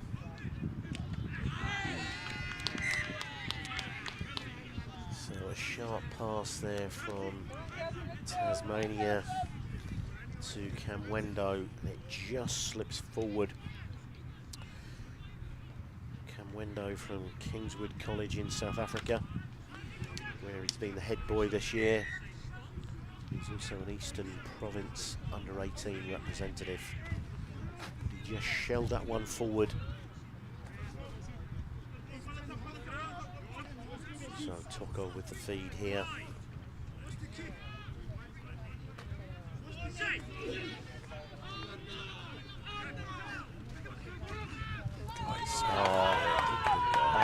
Keith, absolute pace, being chased all the way by Tasmania, but he has literally just picked that ball up and gone the distance. You can't give him room. So Keith with the second try. So barely any territory so far for Kelston, but they are two tries to the good at 12-3 with the kick to come. Ayo Keith, absolutely from the base there. Just the power off the mark. Yeah, if we get to see this this replay here, he goes, just holds the ball out with two hands, showed him the gap, and the only one chasing him back was ROos Tasmania, but Keith had the legs on him there for the try. Similar scenario. First up tackles, if you miss them, they will punish you.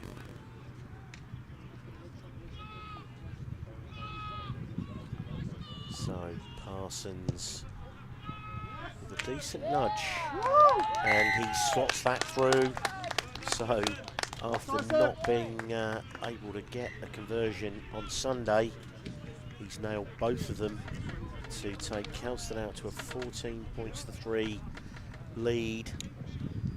As I said, with Kelston having virtually no territory so far this game. So the Steelers back to halfway, Tasmania. A little bit rusty in the beginning, High hanging kick. Well taken by Fretton there. The winger coming in and taking it. He's only a year 10.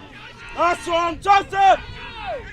Really good run there from Pa'alihi. And again, Jeremiah! Wenger making a big bust there.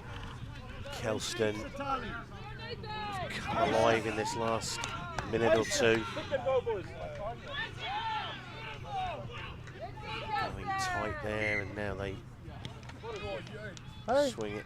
The referee's bringing it back.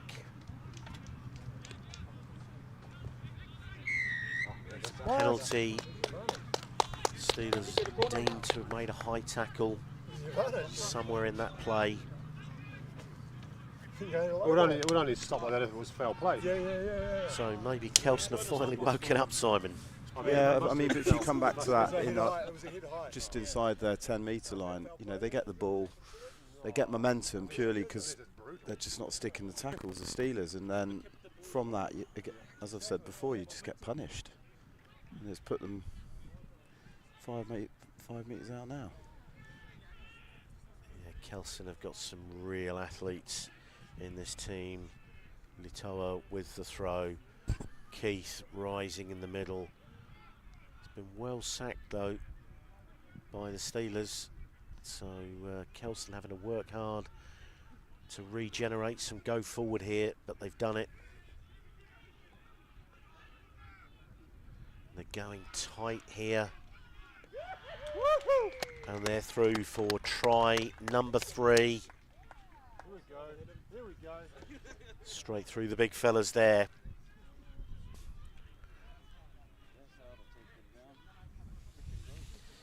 So as I said, they have literally come to life in this last 5 minutes, Simon, and from 7-3 and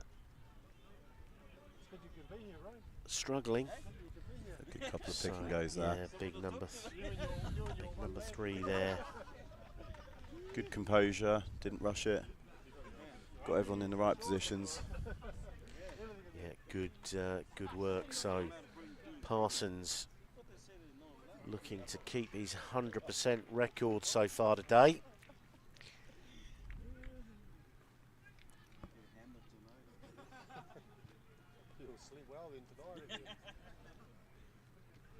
Two or three steps.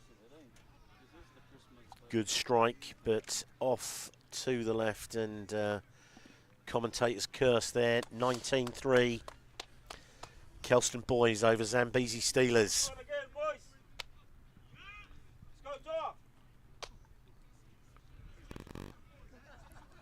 Come on, Steelers. We want to keep them in the game here. Their heads have dropped pretty quickly, I think.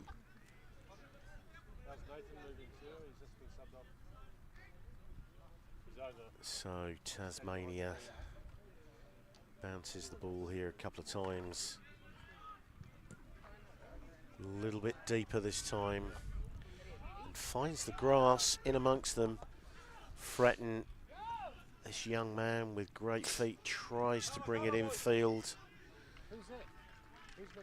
But gets mowed down. And Keith again, great ball out of the back of the hands there to Baula Laua. And there's a little double blow of the whistle there. And the referee is calling the skippers over. So Kamwendo and Tuimalo Vainga. Maybe just a little bit too much chat coming through. Unfortunately, we don't have the referee mic, so we can't tell you what's being said here. But it looks like he's asked both skippers to call their teams in and have a word. We've got about 5 minutes to go to half time here. 19-3, Kelston boys over the Steelers.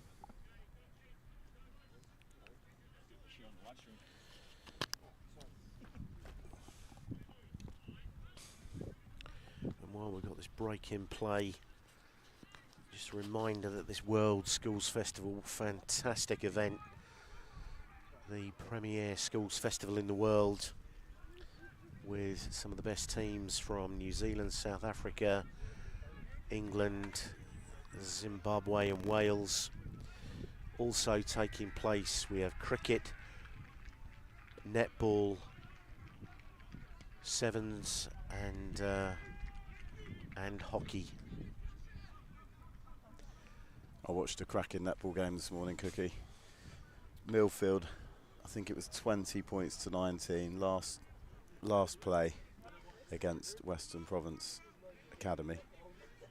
Cracking game of schoolgirl netball, actually. Yeah, some fantastic athletes. I noticed at the opening ceremony last night, the height of some of these young ladies is quite amazing. They're all big to you, though, aren't they? Thank you for that, Simon. So, Gombe to Tasmania, looking for Manyakara, coming on a deep run. And a really good pilfer back there by the Steelers, but the referee takes it back to the advantage for the knock-on. Just those kind of mistakes that a scratch side is likely to make.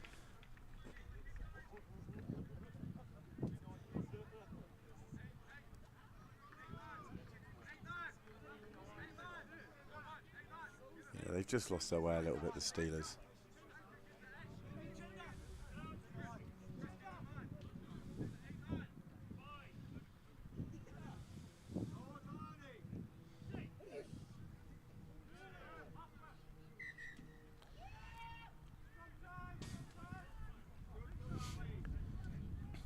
So pretty good drive from Kelston there, but maybe gone a little bit early and the referees called them back. On this loose head side for the Steelers, Oz Smith from Mount St Mary's College in the UK. He's enjoying the World Schools Festival and has been dubbed the team clown by the Steelers. Probably doesn't find it quite so funny popping down against Kailani Mulavai. I wouldn't want to do that either. So Sam Toko is trying to get this ball in. We're now coming together for the third time of asking on this scrummage.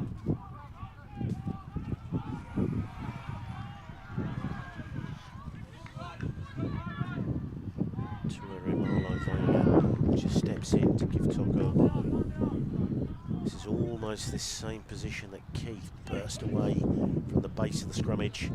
Here he comes again, but he gets it to Toko. They pull it out the back to Marlo Vega. Some good work there, Alex Bernard. So they now get it to Cooper Namoto. Parsons showing some good feet, comes back inside, gives his forwards a target. Sam Clark gets completely upended and dispossessed there. Great turnover initially by the Steelers, but then they've given it away. The Kelston boys reacted the quickest.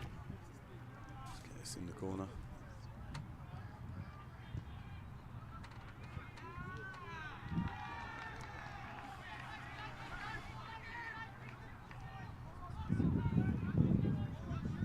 So forcing Zambezi, about 2 minutes to go to the half.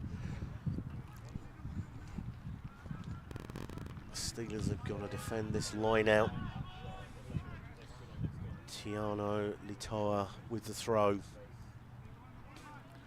Another great take by Keith.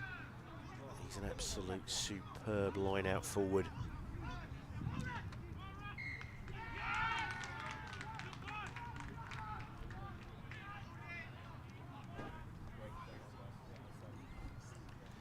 So scrum ball to the Steelers, but they've got about 90 metres to go. Would really like to see them try and get to the outside, but Kelston have got pace all the way through this back line, Simon. It's going to be tough to break them down. So Nathan Ald coming back onto the field. You just want to see out this last minute if they can. It's a running clock as well, so see what happens here. Toe 8!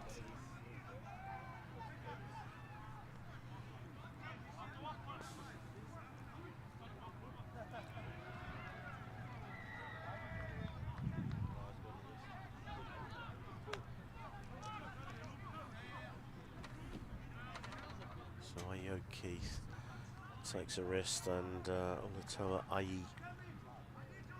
drops into the 8-man slot. Some big pressure coming on from Kelston.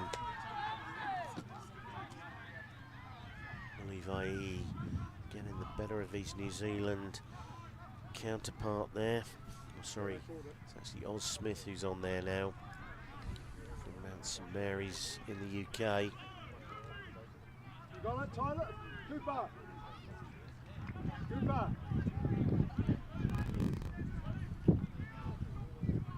Tice, got it? Siri, no? 3. Make it accurate.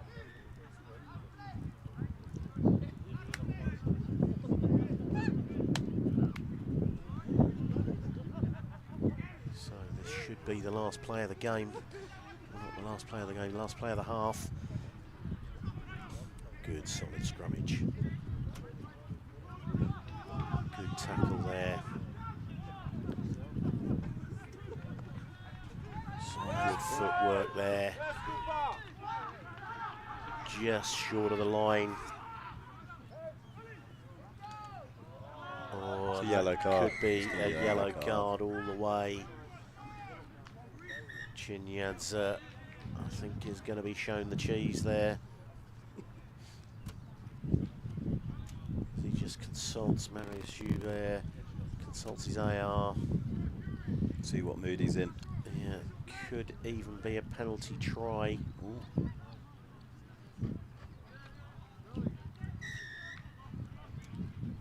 He's decided to just give the penalty. See, I saw the game earlier, and we've got to be consistent with that. It's a yellow card earlier, and I thought this one was much worse. Yeah, definite.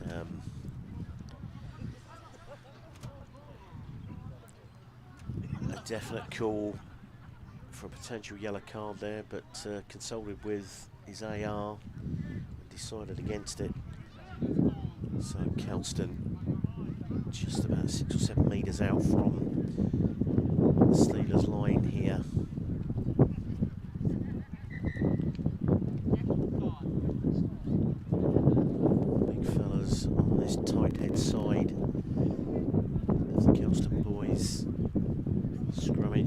themselves in a bit of a tangle.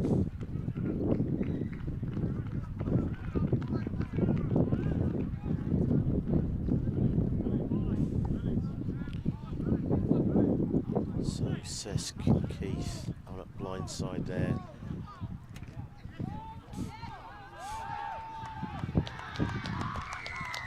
And absolutely bullocking run there. So powerful, isn't it?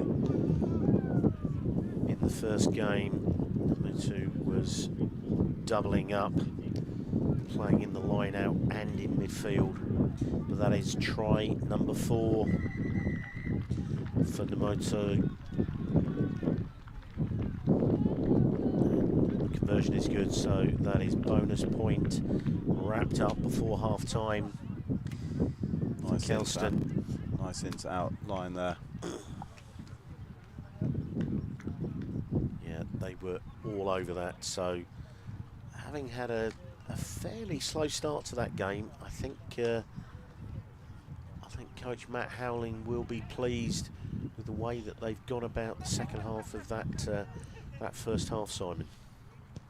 Yeah, I think so, and they've just given some options now for swapping players in, giving some fringe players some game time, a bit like the other day. Keeps the whole team fresh. It's going to help them later on in the week. Yeah, without a doubt. So as we look at the coaching team, Kelston going in there. So the Steelers, coached by Ricky Chirangende, who is the National 15s assistant coach for Zimbabwe and the 7s head coach. And Zimbabwe at an international level, they actually won the Africa Cup this last year, defeating Namibia. That's one of the first times they've done that in many a year. So rugby in Zimbabwe is looking up, and the winner of that tournament next year will get direct entry to the Rugby World Cup in Australia in 2027. So it could be big time for Zimbabwe rugby, and given that a number of these young men are Zimbabwe qualified, give it another 3 years, they could be finding their way at a World Cup, Simon. Yeah. Going to go to that one, Cookie? Given that I live in Hong Kong, it's only just down the road, I think you... Oh, well, imagine I might be there. And I'm very much part of the Hong Kong Rugby Union, and Hong Kong have also got a chance of getting there. Asia, excluding Japan, has a direct qualification spot, as does Africa, with that World Cup being expanded to 24. So I could well be going to support Hong Kong.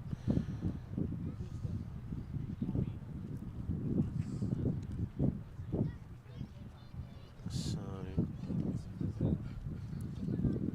Vaimawana Vai, team manager there for Kelston.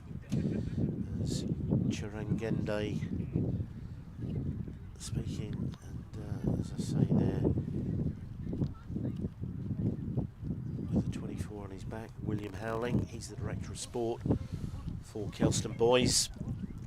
They've 5 national titles over the years to their name, and they're current Auckland 1A winners. They won that 14 times, and also the Blues Championship holders.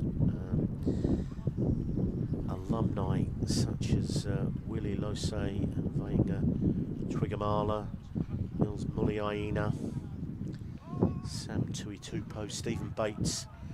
So there'll be a number of these young men hoping to follow in the footsteps of these men, and I'm sure a number of them will want to make a mark on the international field and potentially get themselves to the next Junior World Championship representing New Zealand. The Junior World Championships in South Africa this year, there were around about 14 or 15 previous participants of the World Schools Festival taking part in that under-20s World Championship, which is testament to the quality of this tournament over the years. Boys from New Zealand, South Africa, Ireland, and of course England, who were the winners of that Junior World Championship this year. So Steelers 26 points to 3. You feel very much like they've played a little bit better than the score line would suggest, but Kelston have been ruthless when they've had the opportunity. Yeah, I think the message would be clear for Kelston. Just that last 10 minutes, they dominated, and they want to keep it pretty simple. They do the basics so well. I think the Steelers, they just need to get some time on the ball. Stick their tackles.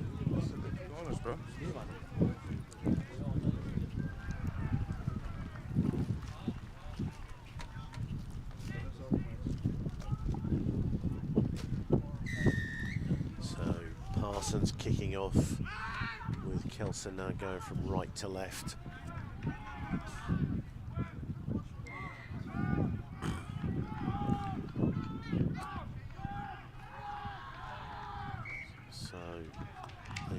Steelers catching that ball but failing to get it to ground, and the referee judges that the ball didn't appear from that ruck. So it looks like John Poupart is on into the front row, replacing Mullavai. Put in a pretty solid shift. Sam Toko is back on at half back. It looks like they're keeping their powder dry with Ayo Keith still off the field. Namutu pulls it out the back. Bit of a loose ball on the floor. Help him, Tyson, help him! Some really good footwork and strong in the contact there. Toko takes a dive up the blind side there. It's like playing rugby school. Good heads up play, recycling the half back there. Kelston have really come alive. It looks like they've gone over the top and sealed that one off.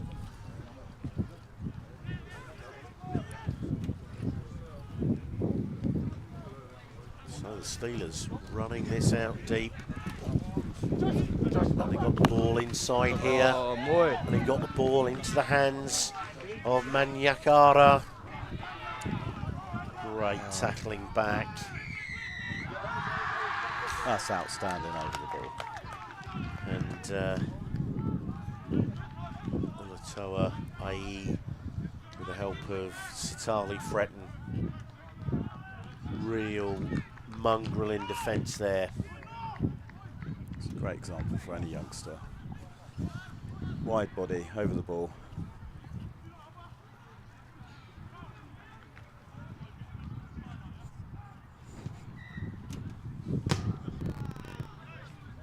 Always fantastic to see people chasing back, not seeing anything as a lost cause, working really, really hard. It's so demoralising for the team that they can't make a bust on a break like that and get the score.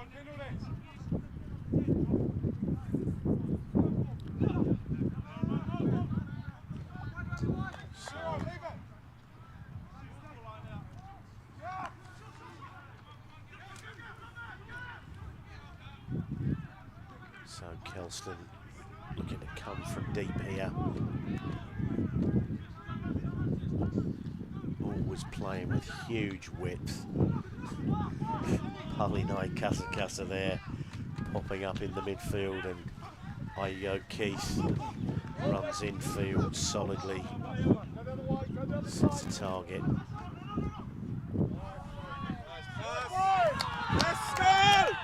And a great bust here. Toko gets the ball out to Keith. He's a couple of metres short, but he's looked after that ball. Steelers look like they've got in amongst this. The ball's come back on the Kelston side. Ball's bobbling around all over the place. And it looks like Kelston have got an advantage here. I.e. right in the shadow of the poles there. Keith driving hard at the line. Just going around the edge of that ruck, and the score is made. And again, all from a line out, deep inside their own half. They've ripped the heart out of the Steelers there.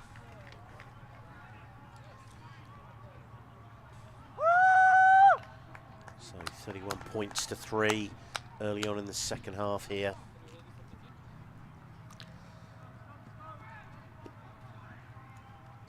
So just that little dive up the blind side there.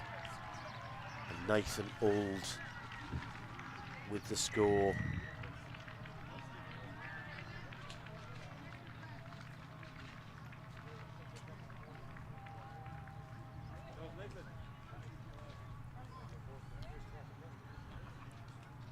So Parsons trying to convert Nathan Ald's try here.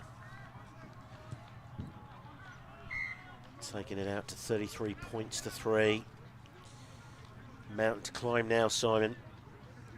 Yeah, again, that try has come from just that line. Break through the line. Great support play. And then composure in that last 5 metres.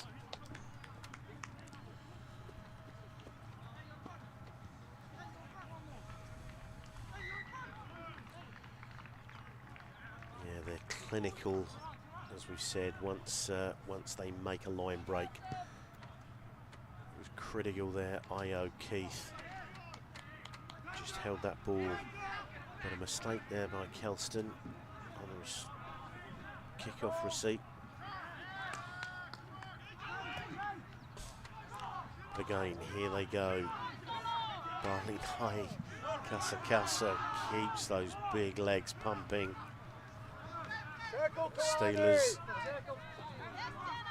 Steelers have stolen it, but gone through. Go, go, go. Turn! Logan, turn! Isle, here! Logan, here! Watch Nathan, come across a bit. Isle, turn!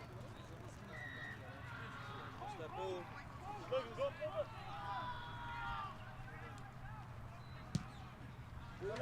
Tasmania fails to make touch, and another great Aussie rules style take over his head. And Parsons makes a 50-22. Chinyadza failed to spot that one.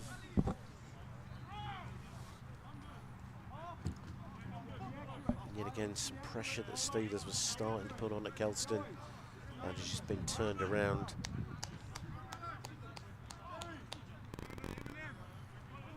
It's always frustrating for the forwards when you're running back 50 metres. Keith. That's a great. It was a really good tackle. Small man running into big man there. Kasvosva. He's from Durban High School in South Africa. Coached by Pete Engledale, who used to coach St Joseph's College, Ipswich. In Suffolk, is that in Suffolk? In Suffolk, we got it in Cookie. Now, and he coached the Greckers to Curry Cup before going to ended up at Durban High.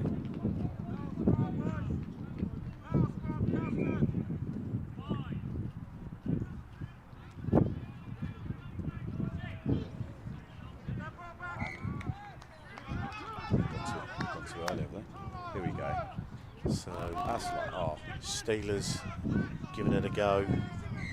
Young Jordan Garland from Haileybury in Victoria, Australia, Go, Jerry. Aisle, heads up, Aisle, heads up. and has represented Australia at under 18, so looking to try and light things up a little bit. And you feel that if the Steelers are going to crack Kelston open, they've got to do some unorthodox stuff here, Simon. Tasmania again missing touch. Parsons pulls the ball in field.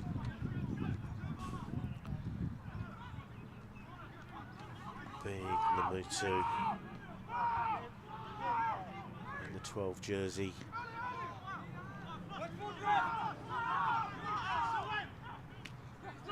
Again, they're coming alive here. And Io Keith showing some Great option. real pace here. Chips the ball in field. Tackle! Manyagara's done really well so far. Gets the ball up to Shenjay.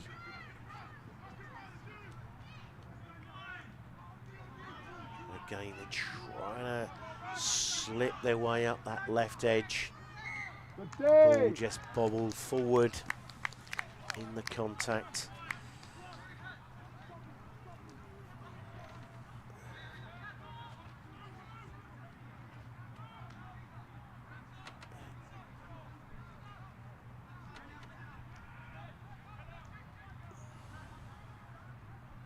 fair play to the Steelers there, giving it a go.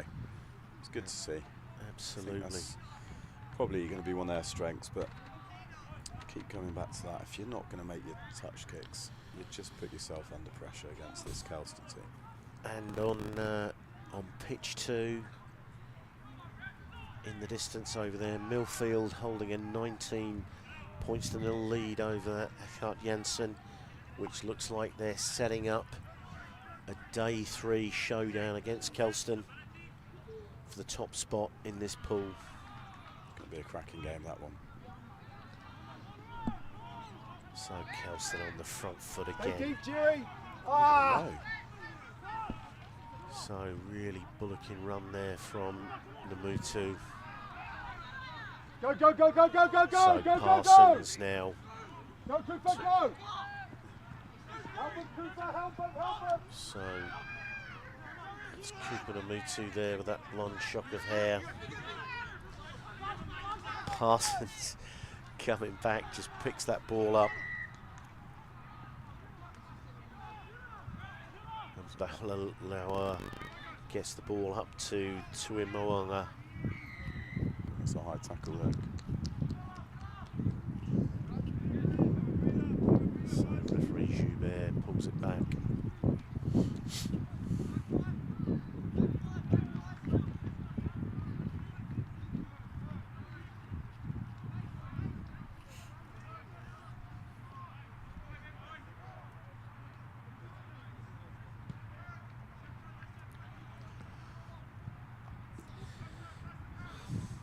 So Kelston just forcing the ball into the corner.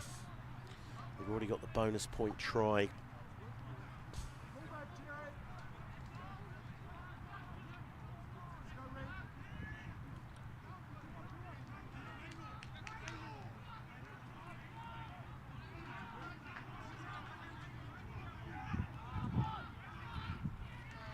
So this line out, Io Keith has been the option, and he is again. They pull this ball back. Benji Wickman had the ball, but obstruction at the front of the line out there. Here we go again. And off he goes again. Jordan Garland trying to light this Steelers back line up as Rios Tasmania steps in field, coming back looking for the big fellas, but he's hit hard. Cooper Namutu, feet all the way there, drives through. Io Keith Love to have again. seen that ball gone there, Cookie. I think they had probably a 4-on-2. Kalani Mulavai with a really good carry there. And it looks like we're going to see a yellow card here. Nasrat Naji from Mount St Mary's College in the UK will spend 8 minutes on the naughty chair.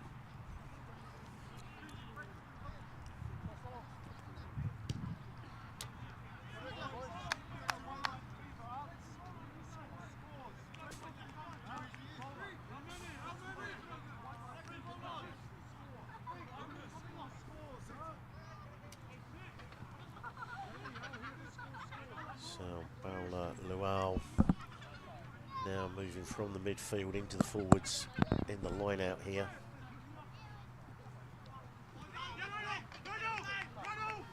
Oof. Steelers come away with this one. Making some good ground there. Garland rips the ball across. Just a loose pass at the end there.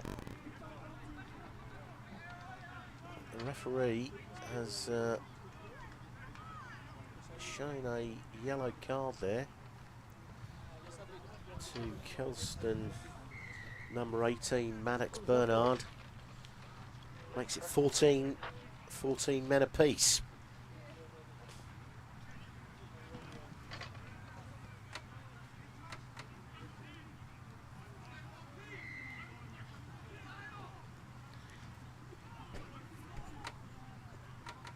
So Steelers just edge into the Kelston territory here.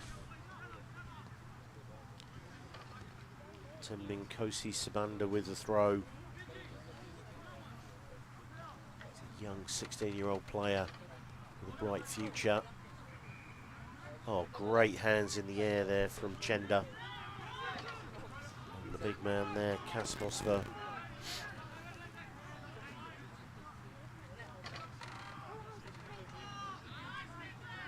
Shenjay running straight into the heart of the Kelston forwards.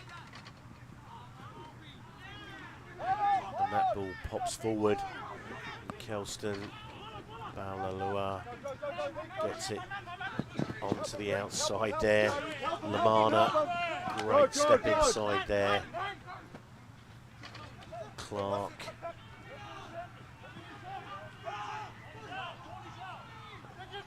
What, stay. Play on! Baulalua gets it to Balinai Kasa. This man loves to run free.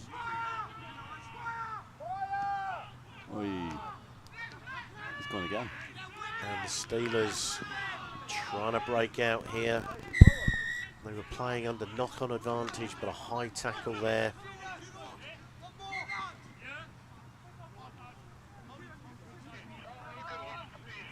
Fantastic to see this big prop forward Simon on the hoof. It's 2 or 3 times he got away for the opening try of the game, and he was off and away again. Yeah.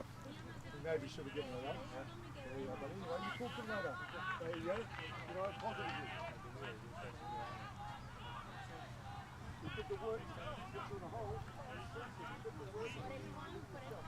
So Chinyadza, who is the vice captain.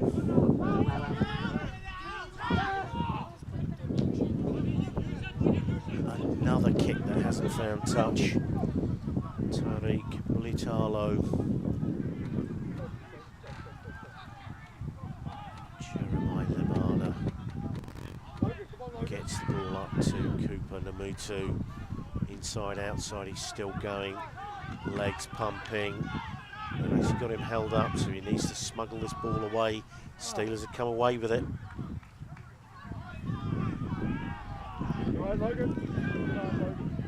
Now Kelston have got the Steelers held up here. They finally get the ball to ground. The referee gives a penalty, and he's reaching for his card again. So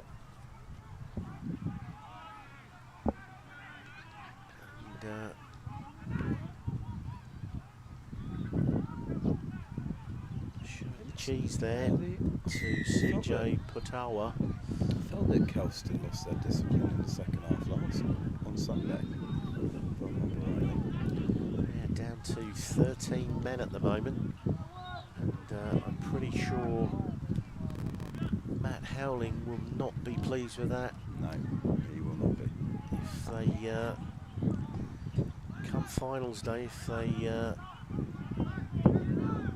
up against some stiff opposition, this kind of discipline may well cause them problems.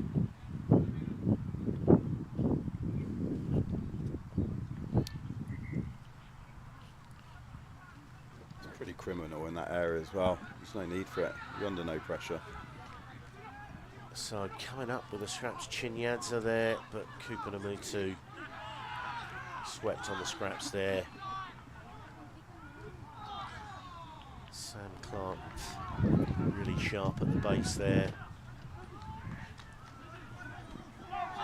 Benji Whiteman, and they're trying to get this ball out. Come on, Cooper! Oh my word. The referee, Nadia Juba, is sprinkling these yellow cards like confetti at the moment. 13 players apiece. He's getting a bit grumpy, isn't he, Cookie? The Steelers losing Rafado Shenji. Last year he was the Zimbabwe under-18 MVP for their season.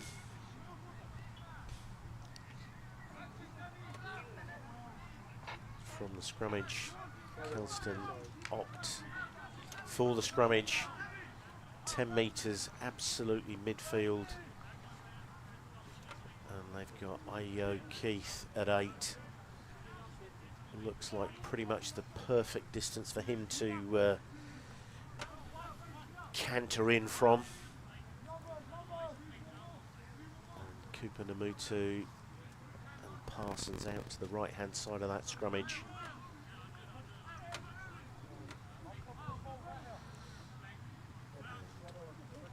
Bowler Luau on this left side. We've got threats all over here as Keith comes away with it. It's a Clark dancing around the outside there, and Cooper Namutu with a huge, great Chris Ashton swan dive there.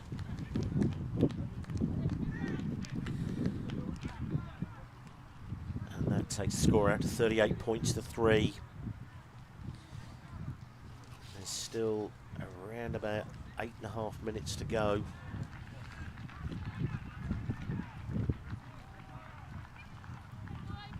Great ball on the inside there to Namutu.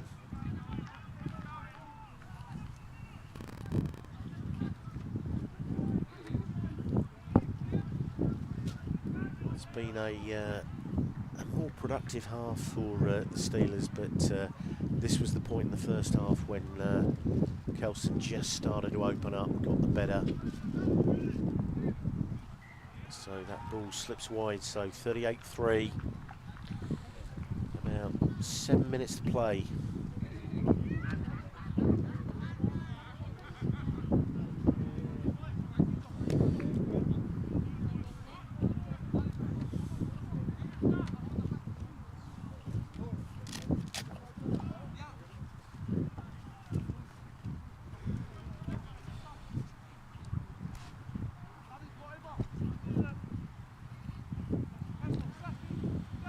So a question about Cooper Namutu, he's a year 12.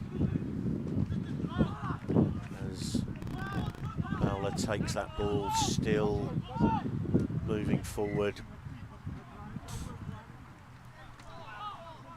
Oh, that looks like the Steelers are over this ball, but illegally so. Chavanduka.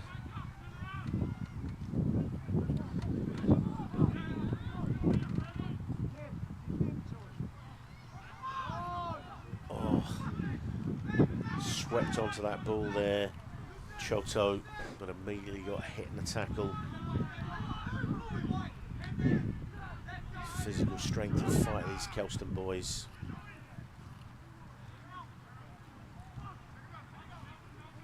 Steelers having to fight for every metre. It's a decent offload. Keith getting after that ball. Now playing with advantage, knock-on advantage. Jeremiah Lamana steps through that first tackle, keeps working hard. Sam Tuchel back on at half-back. Tuchel with a great ball up. But in on the angle, referee Joubert has earlier reduced this game to a game of rugby league with only 13 aside. That's a really loose, sloppy pass there. Manyagara looking for a gap, chips it over the top, fields his own ball but knocks on in the process. Knock on both ways, so we'll come back for a Kelston scrummage.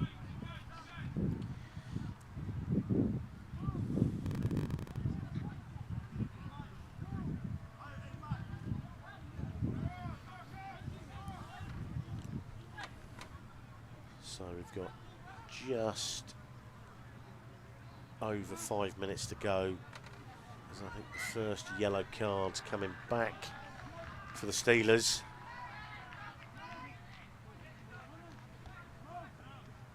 Still 19-0 on pitch 2. Millfield over here, Janssen.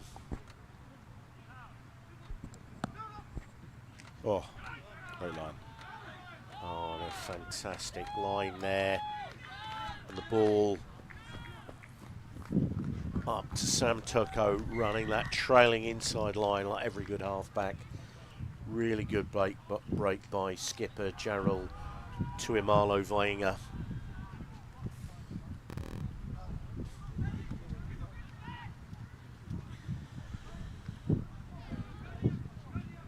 So 43-3.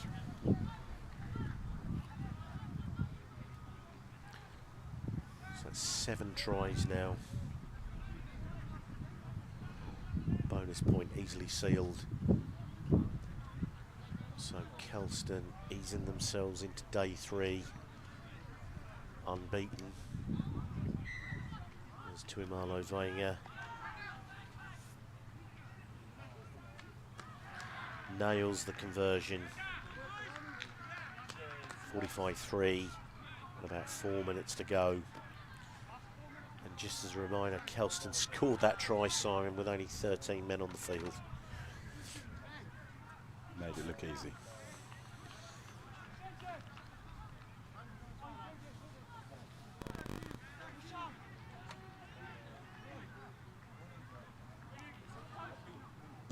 So Krishna Arya from the Bancroft School in our rival county of Essex, Simon. Penalty awarded by referee Joubert for Kelston.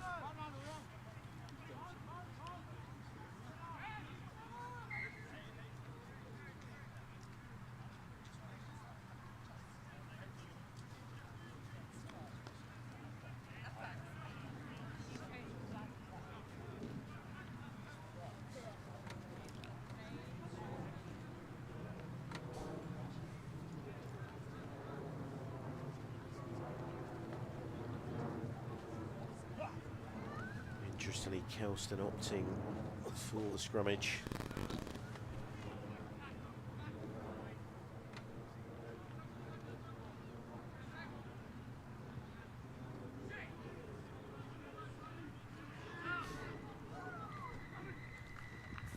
So Toko, Jeremiah Lamano, and Tyreek was on the wide outside, but that ball was dipping horribly at his feet there. Ball popped over the top and into touch there. I think these Steelers having a torrid time here, Simon. Last 2 minutes. They want to try and close this out with a score. So Tiano Litoa, high hanging throw there. Good ball through the centre there. And Lamana, having made that earlier break. Great offload. Great offload out the back of his hand to Joseph Pa'alihi.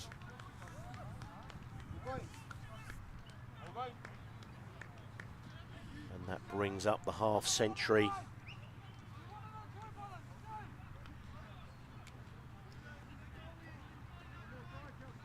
So going Kelston with only 14 men.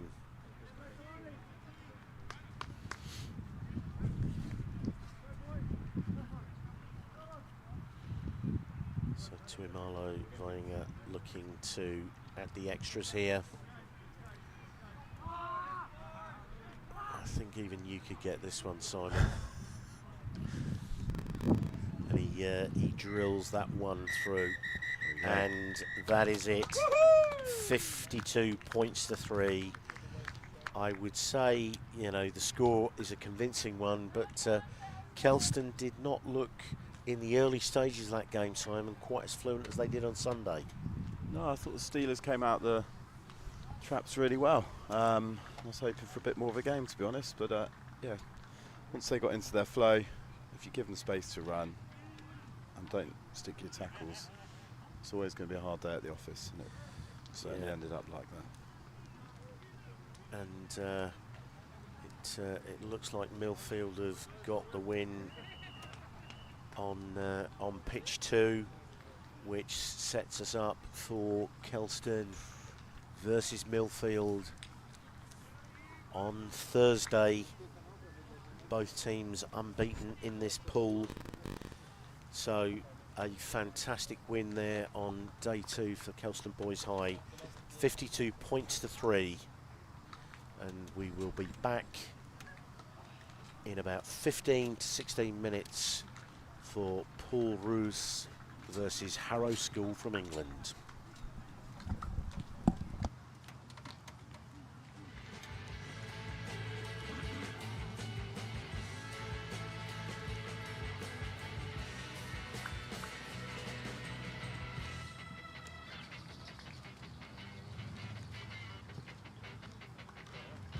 Got any lunch vouchers?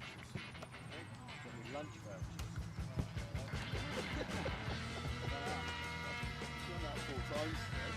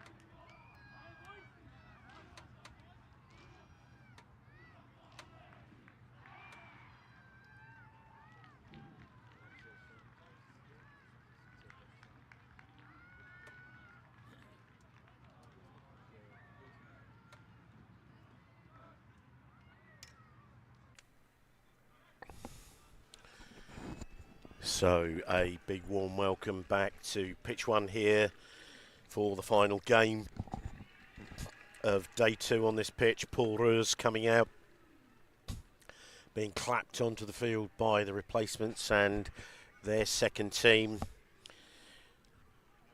The history of rugby at this school is absolutely tremendous.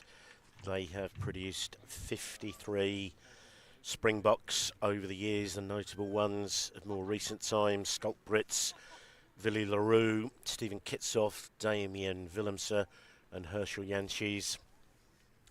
And they will be taking on the English schools champions, Harrow School, playing in their familiar navy blue shirts.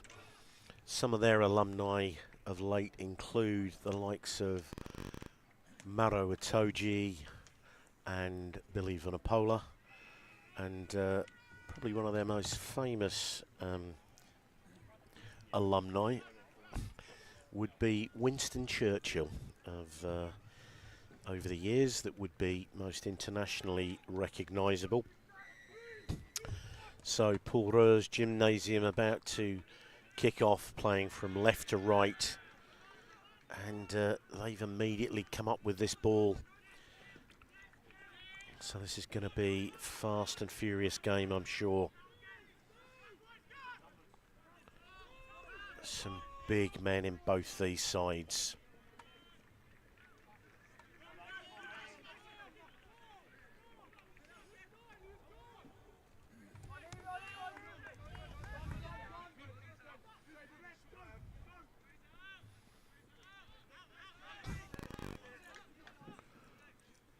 So that ball just bobbles forward and picked up by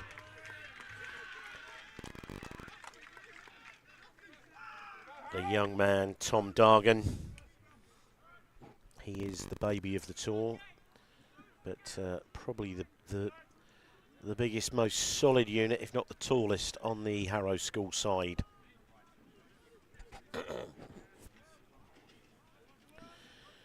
So with the feed to this scrummage, we've got Harrison Dunn for Harrow. He came off the bench in their first game against Kelston boys. Oh, sorry, Westlake.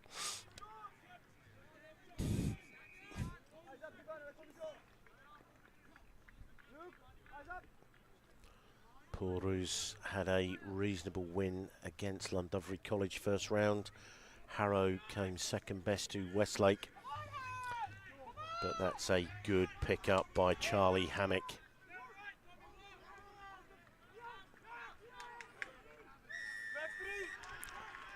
But getting over the top of that ball, ROos boys. But the referee taking no back chat whatsoever. Interesting why ROos would have said something, given that they had that kick. And that is a deep kick into the 22. Really giving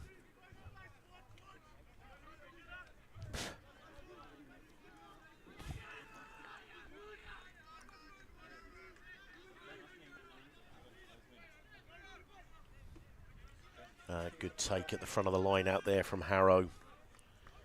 Got this well set up. The number one has just wound himself around the outside of this, but the ball is in the hands of hooker Talamai. Dunn is urging them forward. They need to make sure, and that's been tackled to the ground. Interesting that the referee has allowed that to happen. If he judges that it's a maul, it's interesting that he allowed Ruben Winter to just haul that to the ground. Anyway, I guess as long as he plays it consistently throughout the day.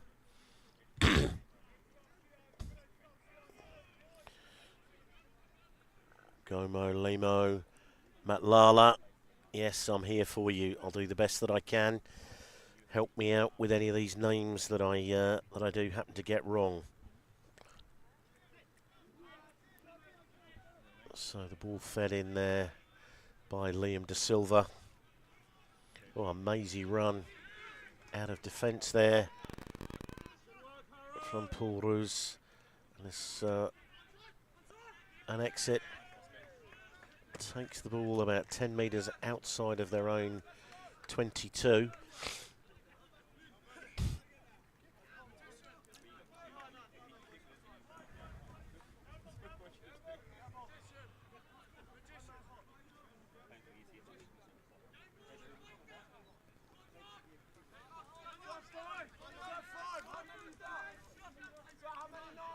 So Hal Hersey, Tom Dargan, the bookends for this. Great take at the front of the line out there.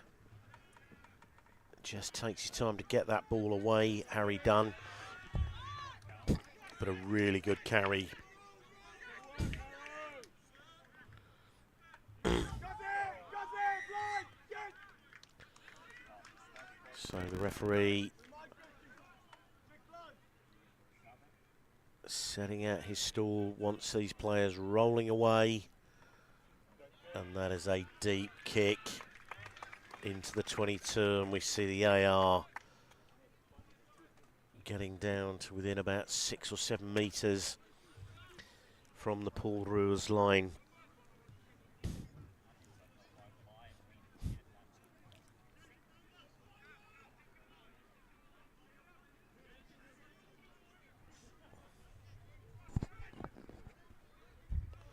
Another good take. Talamai gets in the back here. Paul ROos are doing everything they can, and now Harrow have got the penalty advantage, so they are playing with the house's money here. They can have a go. And skipper Dargan has a crack at getting to the line and turning. And Dargan there offering up to go quickly. And he taps it. Goes route one, just a metre or two short here. Fighting hard to get this ball. The ball is slow. And Harrow just keep pounding away here, trying to go inch at a time. And they're driving ever closer to the line. But Paul ROos, some really stout defence here, either side of this ruck. And the referee's blown his whistle there, and I'm not quite sure what it's for, but he's having a long, hard conversation with Paul ROos there. Not sure what the decision is here. He's speaking to Captain Altus Rabe, who's a Western Province representative. Maybe he feels there's just a little bit too much chatter. He's asked his side to come in, and it looks like it's another penalty. Maybe there was a repeated infringement there. Dargan again, leading from the front as the skipper here, and they move this ball wide. Oh, almost into the hands of Cam Knight there, but just evaded him, and ROos kick out.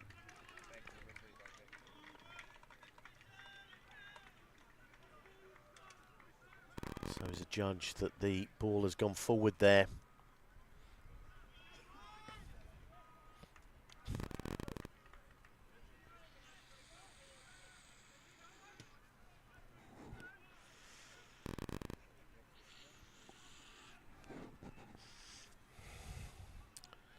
So De Silva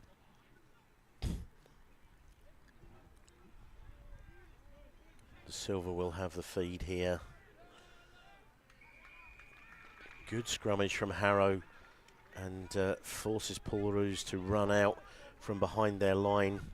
Ian Smith lumps it up, and then they pull it back.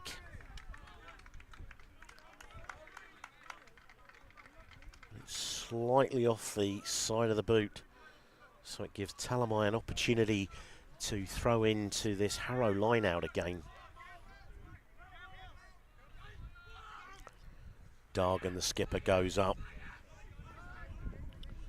Back into the hands of Hammock. And then Talamai. He's in the boot of this maul, driving it forward. They've got the rumble on here.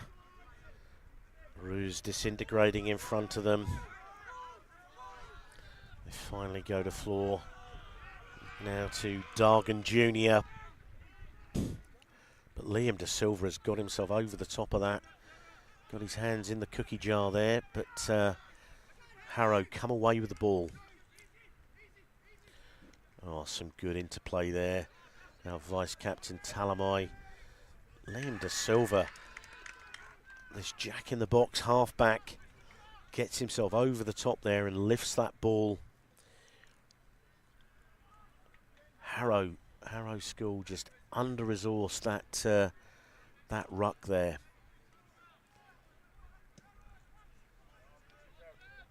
So there's a very, very slight breeze that is blowing at the backs of Harrow, but it is only the slightest breeze.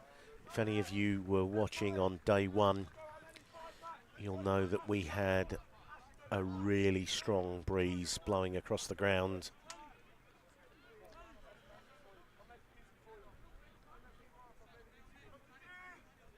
So skipper Rabe throwing into this line, goes to the back.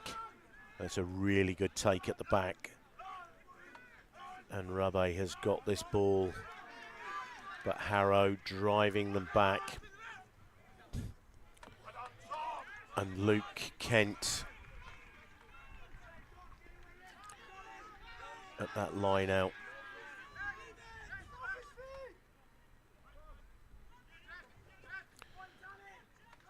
So some pretty stout defence so far from Harrow. De Silva goes aerial, trying to regenerate some go forward, and a great take there from Lamprecht. And that's really got ROos on the front foot there. Ruben Winter, a little show and go from the big man. Again, Gert Kemp there.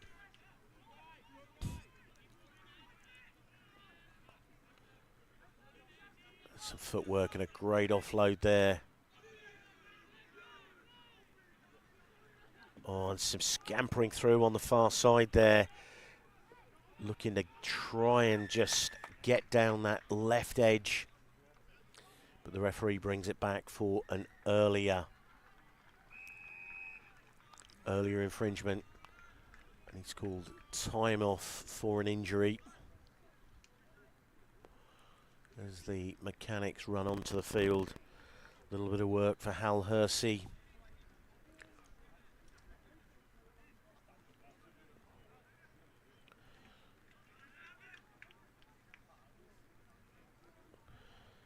In fact, it's Vice-Captain Elinchich, who had a great game against Westlake. Looks like he might have small cut above his eye.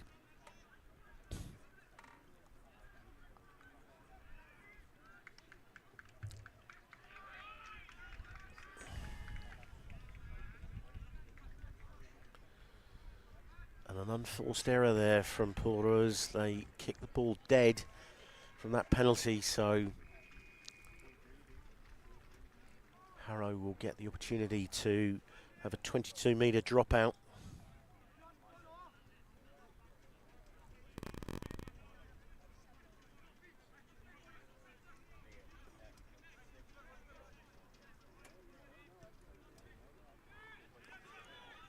High hanging kick, which is fielded well. Really solid carry back. Good tackle by young Dargan. Oh, drops it onto the toe there.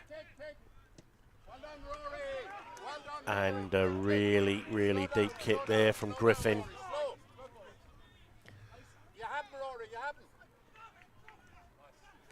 Keenan Stoffels showing some good footwork there, bringing the ball in field.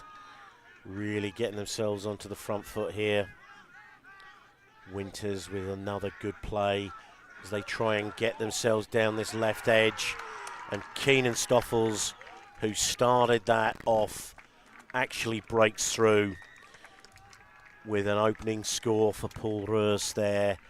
5 points to 0. It was a kick out by Rory Griffin that was fielded just inside, or just outside his own 22 by Stoffels.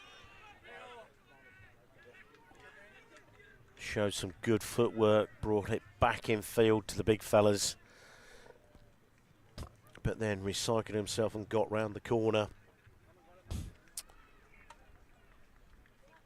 to finish off what he had started there.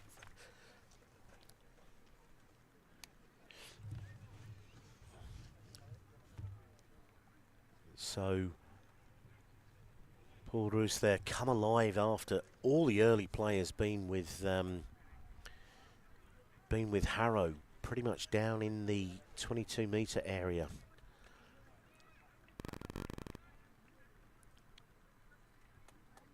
So he settles over this, Matthew Seymour. It's a decent high hanging kick, but the flags don't go up, so the score stays at 5 points to 0.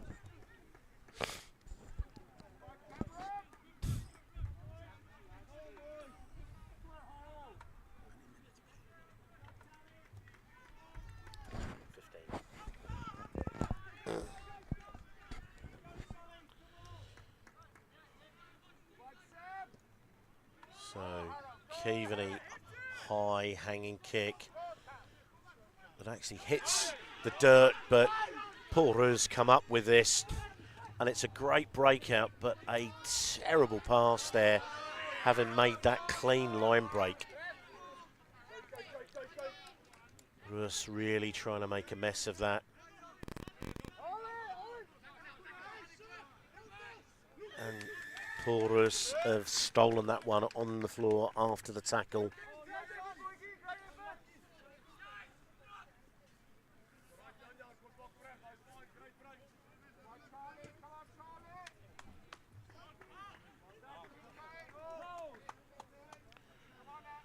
And again, a decent touch finder there from Keaveney.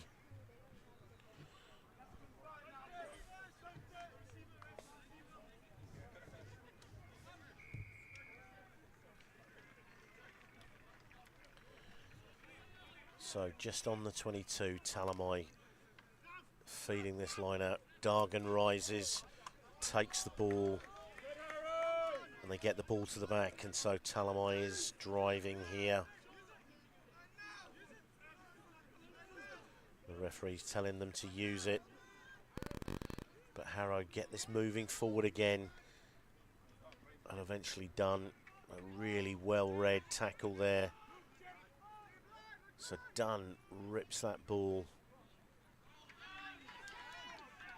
gets it into the hands of Cam Knight. He's a small man, but he's a powerful runner. ROos making a real mess of that, but adjudged to have not rolled away in the tackle there. So 5 points to 0. Keaveney asking the referee where the time is, and they opt to go to the touchline. And they've taken play to probably about 15 metres from the ROos line.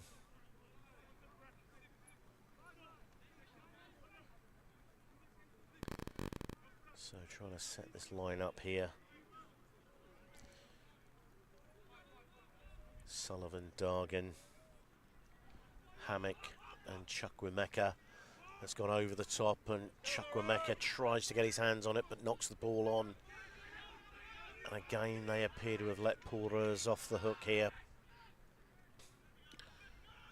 Matthew Seymour with silky feet, and Stoffels again, these lightning quick feet, and he gets the ball into the wide outside. Oh, and that is a fantastic finish. Absolutely fantastic finish. Stoffels gets the ball into the hands of Jordan Steenkamp, and that was a phenomenal lightning finish down that left edge. Just stepped out of the tackle, and once he got onto green grass, he was absolutely gone. So Steenkamp scores try number 2. So again, another deep strike from ROos. All came from a missed opportunity.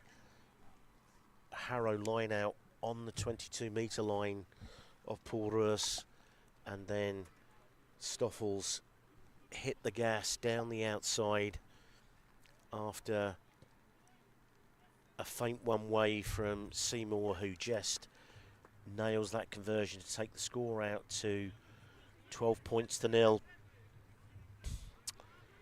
And I'm fairly sure that Harrow are going to be asking themselves, how are they 12-0 down, having had nearly all of the territorial advantage so far in this game?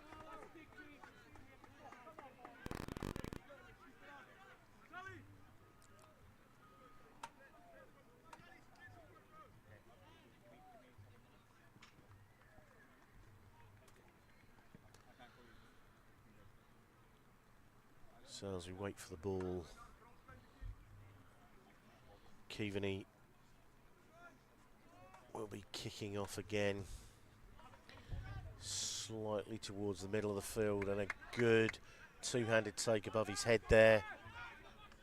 De Silva just pops the ball up as he's trying to set up the exit just outside the 22 here. So De Silva, high hanging kick. Dargan onto that, beats the first couple of people and keeps driving hard, showing why England have just called him into their under-18s training camp. Some good driving play here. Oh, and he's just like taking candy from a baby there. ROos come away with this. And they're getting the ball down that left edge again, dropping it onto the toe.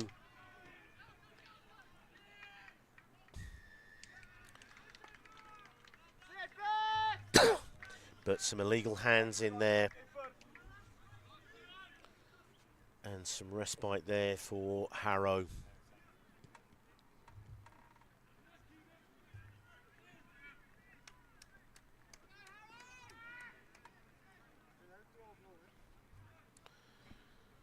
So a score update from pitch 2. Westlake holding a 14 points to 5 lead over Llandovery.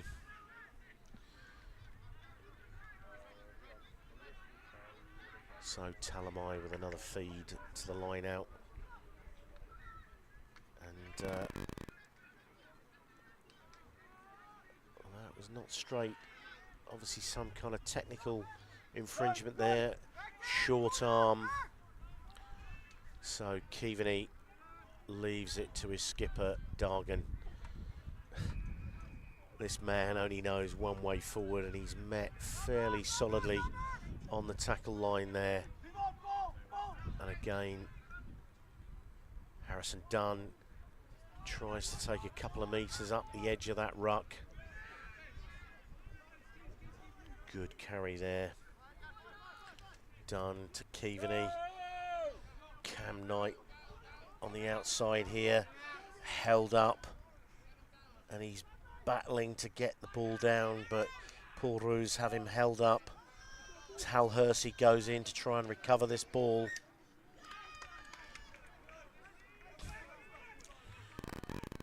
But some really good work there.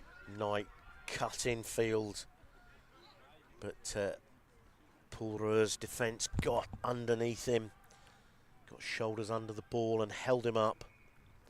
And then there was no way for the winger to get himself to the ground.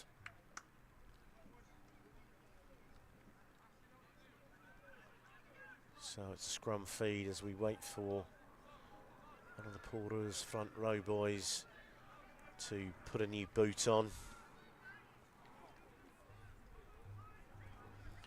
So 12 points to 0 with about 6.5 minutes to go to half time. Skipper Henry Dargan there.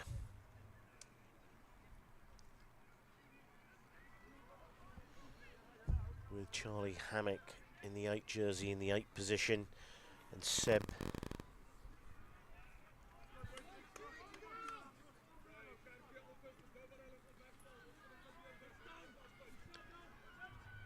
Bowen on the blind side here.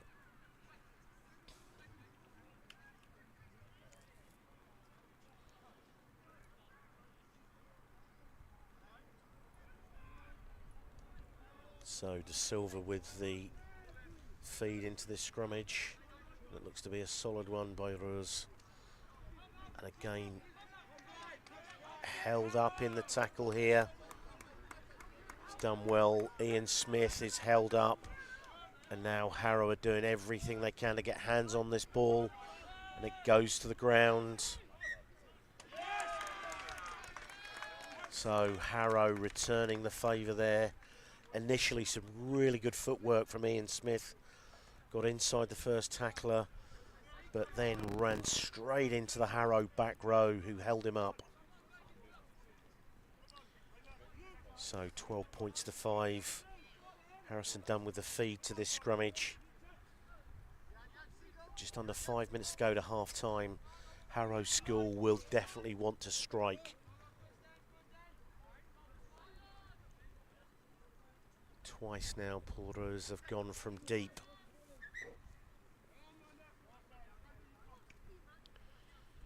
The referee asks them to reset.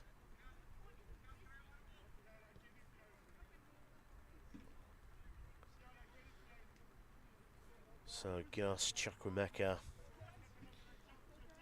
into the front row at tight head. He's a multi-talented athlete, this man. I think he can play in every row of the scrummage.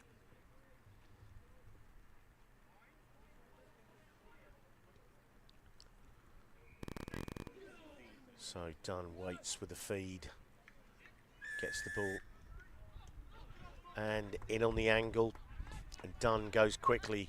Keaveney holding the ball up, and that Paul ROos defence, not sure they were ever 10 metres back from that kick, but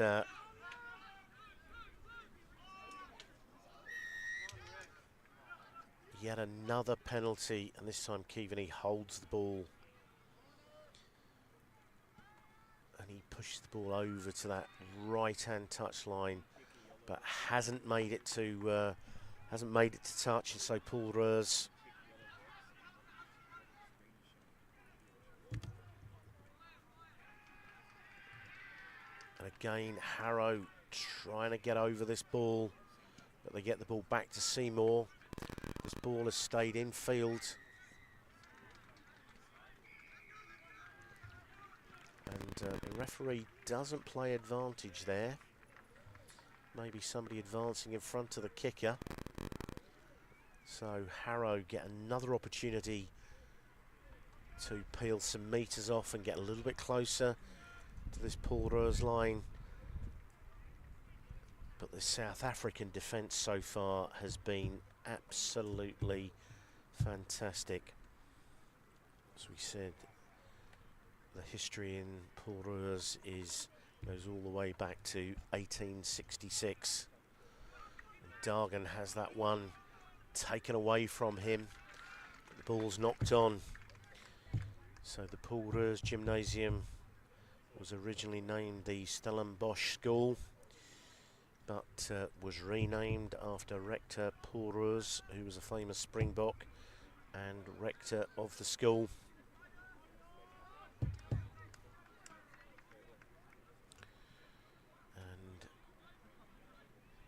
one of their coaching staff is Cornet Ace, former Sale Shark, and also played for the Cheetahs in South Africa.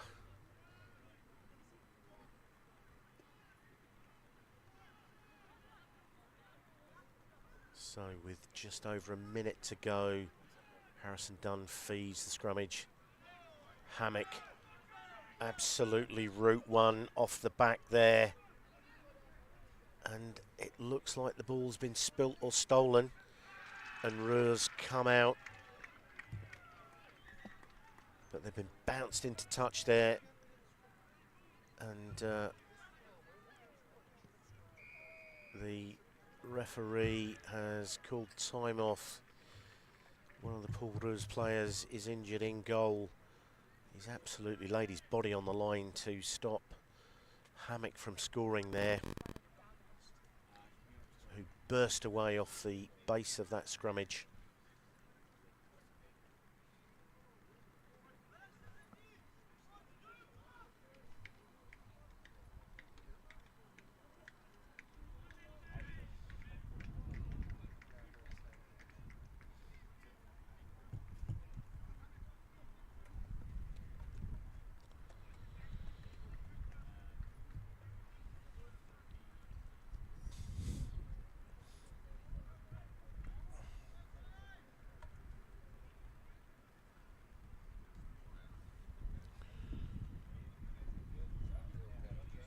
So we've got an injury in goal here, and a replacement coming on for ROos as the injured player just rolls off the back, something with his right ankle. The ball's come away there, and ROos have ended up with the scraps. Seymour under some real pressure in goal there, and does well to get the ball up to the 22, and that is half time. ROos 12, Harrow School from England 0.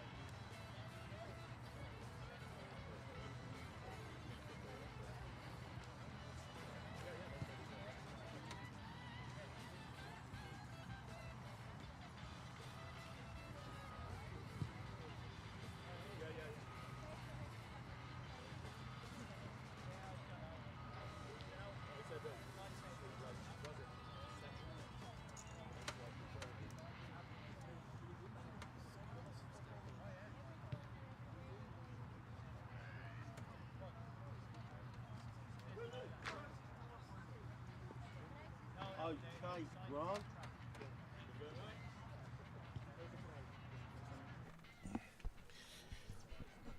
And so as we come back from half-time,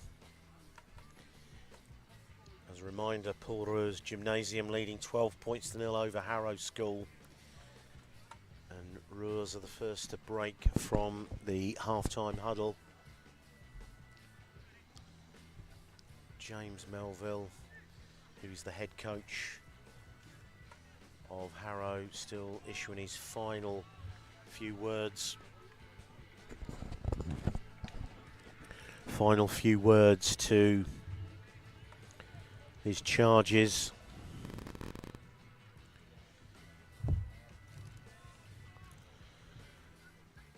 This is a crucial game for Harrow if they want to have any hope of making the top final.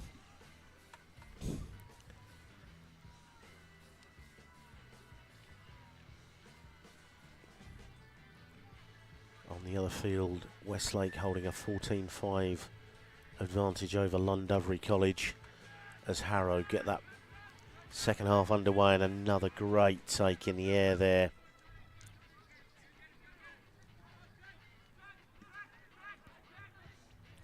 And Yan Nell now on at half back. For ROos just outside their own 22. Looks like they're setting up for the box kick. It's high, hanging.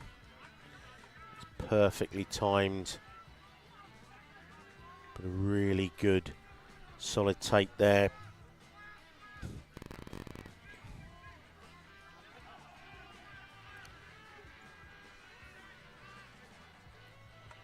Done to Kevini Chukwemeka. Came on a really hard line there. And the ball's knocked forward there by Paul ROos. And that prevented an almost certain line break there.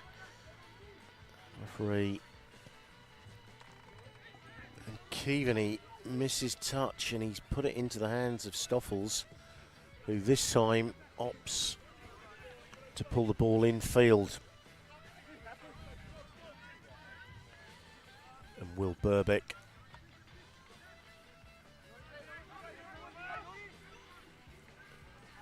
sets it up in the middle of the field. Young Tom Dargan gets the ball taken from him as he dropped his shoulder in there. Oh, and they've got the ball into the hands of Steenkamp again. Stoffels making himself available. Oh, and Paul ROos have really come alive here. They are literally just inches shy of the line. Some good goal line defence here. And the big man, Matt Klein, brother of Springbok. Jon Klein.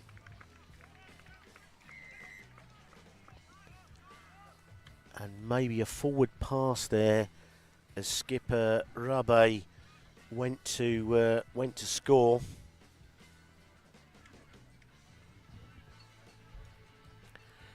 But the referee is adjudged that there was an infringement. So bringing this back for the penalty kick. Matthew Seymour lines this up. He's also a first 11 cricketer for Paul ROos. And as we've said earlier on in the day, we also have girls and boys cricket here at the Abu Dhabi World Schools Festival 2024, as well as netball and hockey. So Seymour takes that lead out to 15 points to 0, just wanting to keep the scoreboard ticking. Obviously shows a level of respect that Paul ROos have for Harrow School. They know that they spent much of that first half under the pump inside their own 22.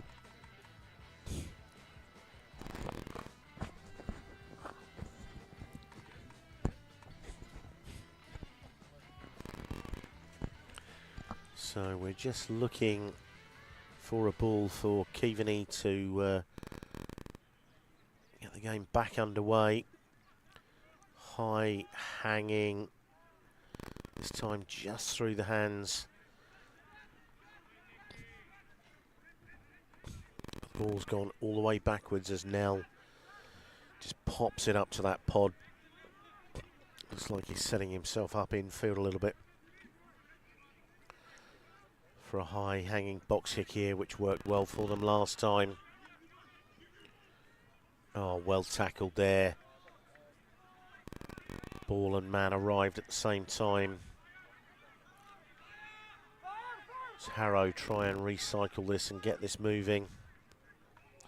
Oh, Keaveney absolutely smashed backwards there. Really high hanging kick that's well fielded. ROos get the ball into the hands of Stoffels, who sticks the ball through.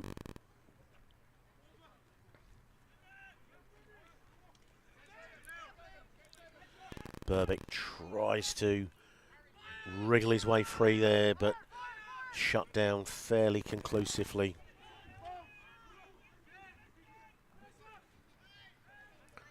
Keaveney, high hanging. Stoffels knocks the ball on, but then following up, Harrow knocked the ball on, so it was knock on, knock on. Michael Lowry there.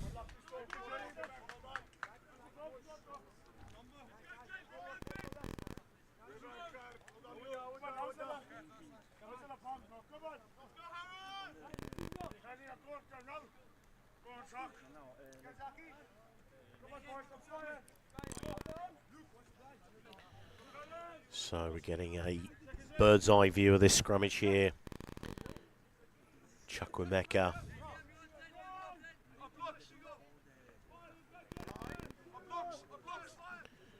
on the tight head side of this scrummage.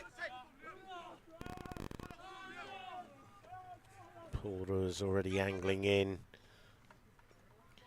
Keaveney out into the midfield. Some good defence there.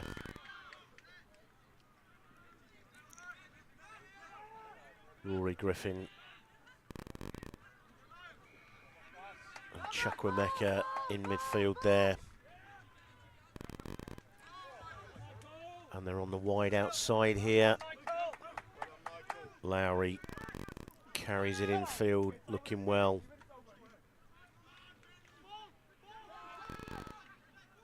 Harrow working really hard, stretching it from left to right. Keaveney just picks up a slight ankle tap there, and he was deemed to have gone down and got up and replayed it without releasing the ball.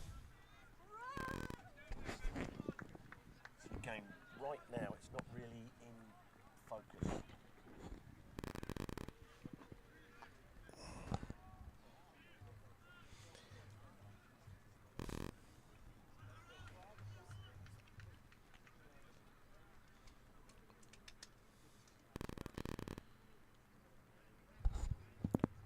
So Porter's taking play down into the Harrow 22.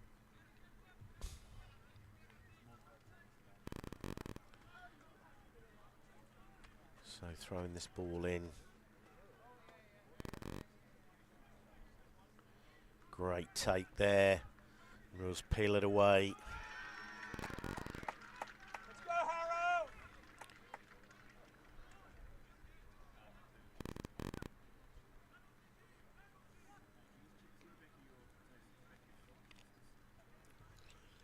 Great take at that line out by Ruben Vinter.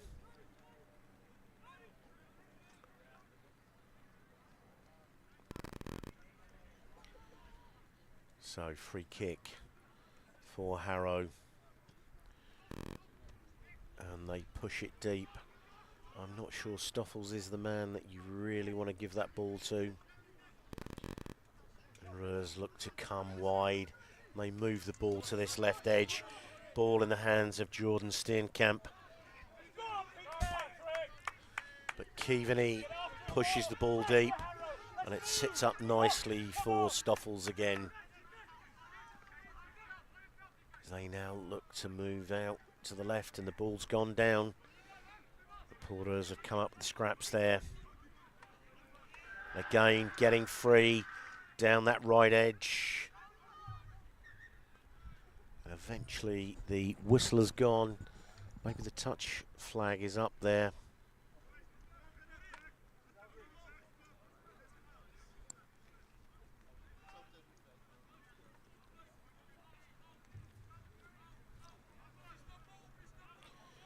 So the AR on the far side there, his flag up. Now this gives Talamai an opportunity to put the ball into this line out right on halfway here.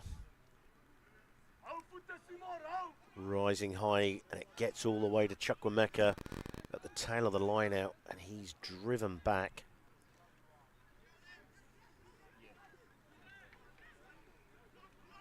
And Hoshi there tried to take it short, but sent back from where he's come. And Harrow trying this tight quarters stuff and getting absolutely no change out of the Porters defence. Some really good leg drive in the contact there. Burbeck gets the ball wide into the hands of Michael Lowry, but again dominant tackle from Porters. Just trying to tip the ball on and get to the outside of the on-rushing defence. But Porters are all on their feet across the line here. And another huge tackle.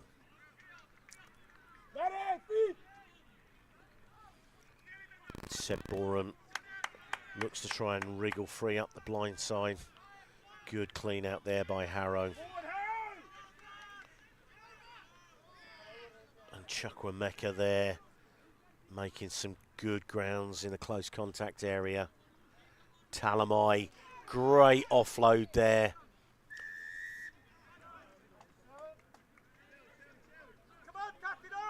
And the referee brings it back. I'm not sure that he couldn't have played advantage there. It's one of the first times that Harrow have got themselves in behind.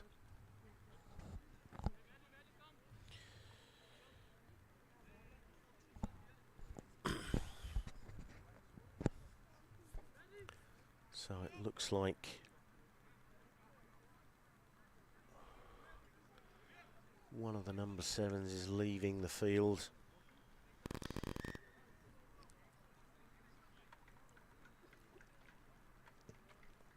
It's Keaveney. Misses touch, but I don't know whether that's been given as touch or as a knock on. Looks like the ball was already in touch. As we can see, there's a really good crowd in here for these final games of the day as the sun slowly sets here in Abu Dhabi. So Talamai with the throw. Again, it's overthrown. Oh, really, really fantastic hands there as Harrow come back against the grain. They're only about half a metre shy of the line. But just fumbled it there. And the referee brings it back. And he gives the ball to Gus Chukwuemeka. And Chukwuemeka is over for the first score for Harrow. So 15 points to 5. Harrow really making a game of this. Come on, Harrow! Come on, Harrow. Let's go, boys. Speed it up. So Keaveney now has an opportunity, is wide out. But a fantastic individual score there from Gus Chukwuemeka. As we see the Porters guys under the posts. And Keaveney narrows the gap, 15 points to 7. And there's a good 15 minutes to go in this game. So there is definitely a lot of meat left on the bone here. Deep kick from Paul ROos. Michael Lowry has made a real impact in this second half. Brings the ball infield and sets a target for his forwards. Seb Boren really giving it a go now. And it seems like Harrow have finally decided that they want to try and get on the outside of these Paul ROos defenders. Dargan there with another good run. Keaveney finds Chukwuemeka. Superb spot tackle there. Keaveney trying to get the ball wide, and it's in the hands of Lowry. Steps inside, and Stoffels is on the body but not on the ball. And some great work there as Harrow. Keaveney comes in, looks for the ball as Burbeck is recycled, but Burbeck is there. Keaveney pulls it out the back there. Codrington. And some green grass here for Harrow. They really need to get in support here. Burbeck is looking for this ball. Some desperate defence. Codrington gets the ball back up as they recycle this ball. ROos really coming under some pressure now. And off their feet, the referee gives the penalty.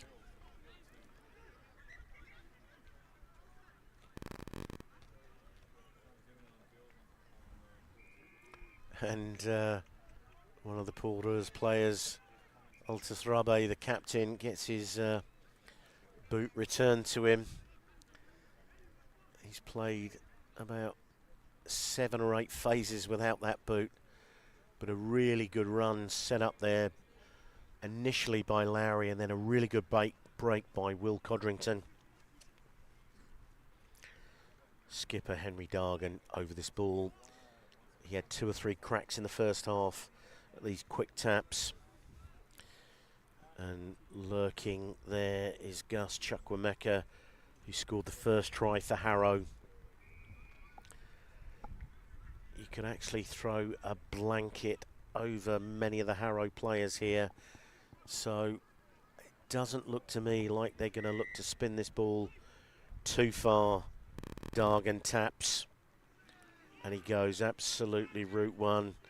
Clearly trying to draw in plenty of defenders, but Paul ROos are on their feet and on the back foot of this. And Harrow are burrowing forward. Paul ROos, 3-point guard. Reaching out for that, but not quite to the line. So Burbick comes in, pops it up, getting desperately close here. And Paul ROos are forcing Harrow back. Some really phenomenal defence as Hersey carries that ball. And that's some absolutely phenomenal defence there from Paul ROos. Desperate, desperate defence.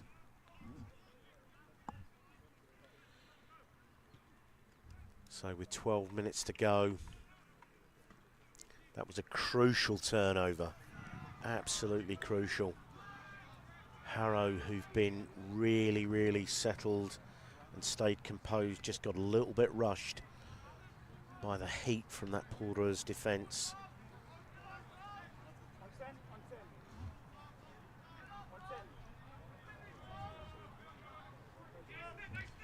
So Leon Barnard with the throw, Western Province under-16 player throwing into this line out.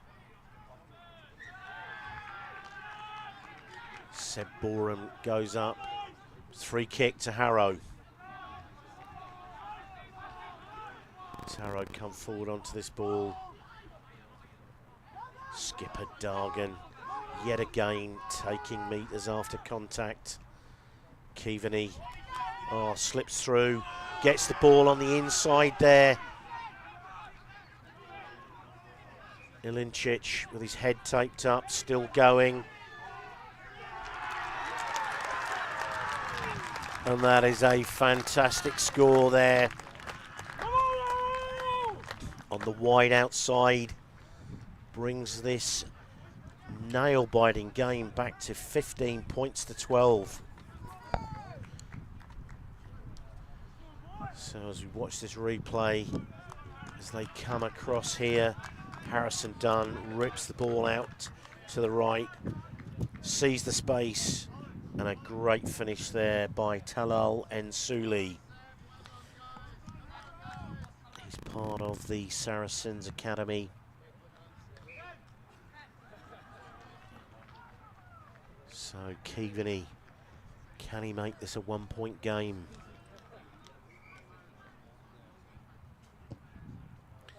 It's a good strike, but it's off to the right-hand side of the post. So 15-12 with 10 minutes to go.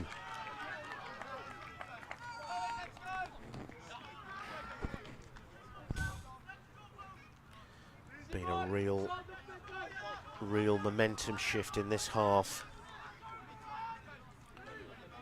12 unanswered points from Harrow School. Michael Lowry, who's made a real difference, bringing the ball back in field, setting platform for his forwards. Back to Keaveney, and that's a decent exit. Stoffels catches it and rips the ball infield to Matthew Seymour. In fact, that's now Travis Pfeiffer.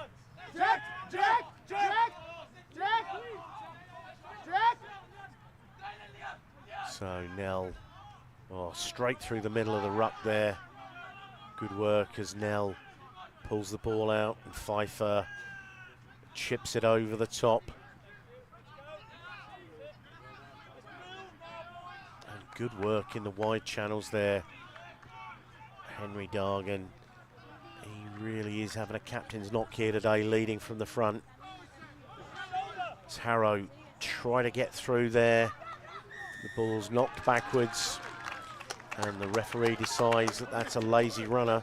Not sure that it was actually a tackle line and an offside set. Keaveney kicks it deep. Despairing effort there by Stoffels.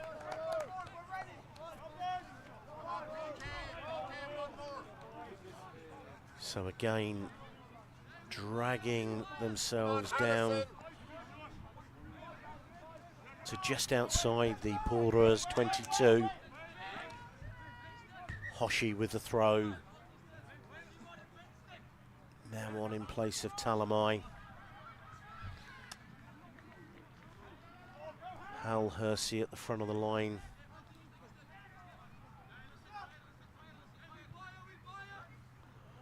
Ball thrown over the top of Skipper Dargan, but Chukwuemeka came up with the extras. Seb Borum driving it in close.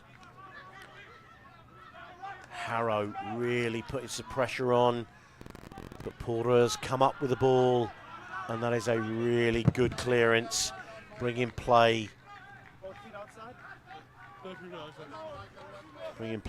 back to almost halfway. That was a phenomenal turnover at an important time there for Porters.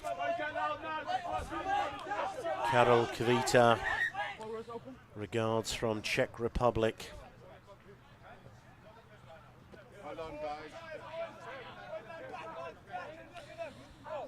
So somebody there says Harrow are not even top 10 in England. They are in fact the English champions from last year. So Dargan rises. And Dargan wins that ball back on the floor, but there's been a slight knock on there by Charlie Hammock as he took that ball off Dargan. Dargan has really led from the front. We're going to get a perfect opportunity to see the feed to this scrummage. Nell. 6 minutes, Harrison. 6 minutes. 6 minutes, Mike.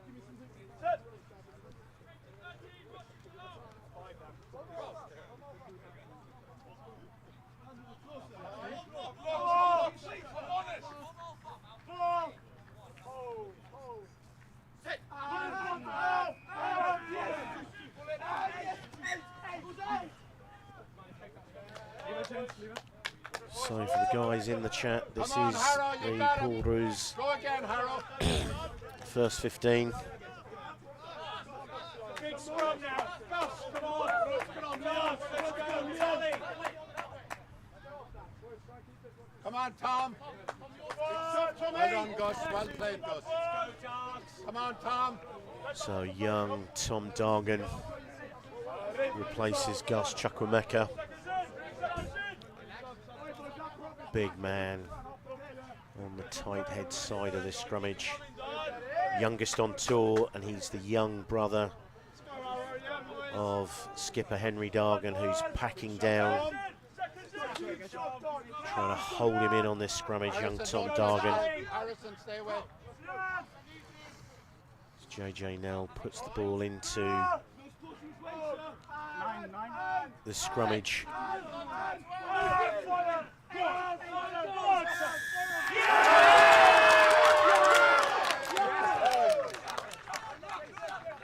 So big loud roars from Harrow, winning the scrum penalty there, but they still need to score the points. 4 minutes to go and 15-12. This absolutely nail-biting cup game.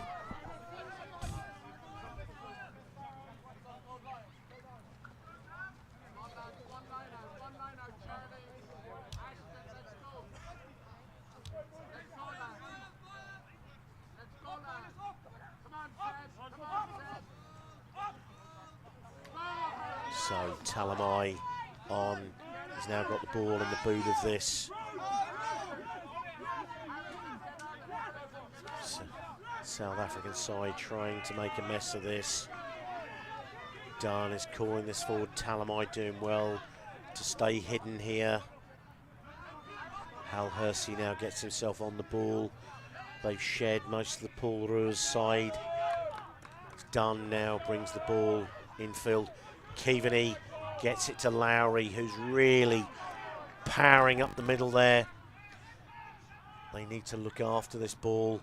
Hal Hersey with a good break there. Dunn brings the ball back in field. Dargan with a good clean out there. Talamai on with the ball. Gets it up to Hammock, who's making some good ground here. Keaveney out the back. And it's back into the hands of Lowry, who spins infield. Sets a target for his forwards. He's really made a difference in this second half. Keaveney all the way out to Cam Knight, about 6-7 metres out. Really starting to put some pressure on this Paul ROos defence here at the end of the game. Henry Dargan hitting a really strong tackle. This is absolutely where Paul ROos, this is meat and drink to them, this close quarters defence. But Harrow taking them on. Dargan just pointing out to the back foot. Another drive in there from Hoshi Itetsu. But again, Talamai ping for holding on the floor. And with just under 2 minutes, was that the final opportunity that Harrow desperately needed?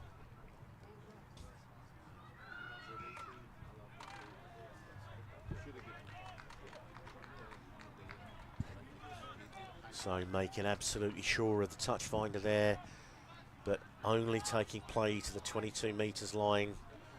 Dargan just asking the referee what's going on. Back, Harrow! Harrow, back! PK, back! Harrow.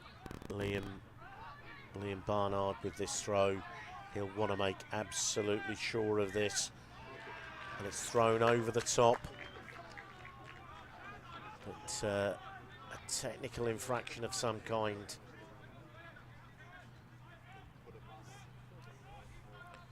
And Travis Pfeiffer with another opportunity, so that's a double mistake from Harrow, but Cam Knight brings the ball back from deep. Couple of steps and he beats the first tackler, but slightly off balance, and a knock on the floor there by Cam Knight. Barely 30 seconds to go on the running clock. And some desperate play here. ROos hanging on desperately in this second half, having been 15-0 in the lead early on in the second half. Harrow have come back really strongly here.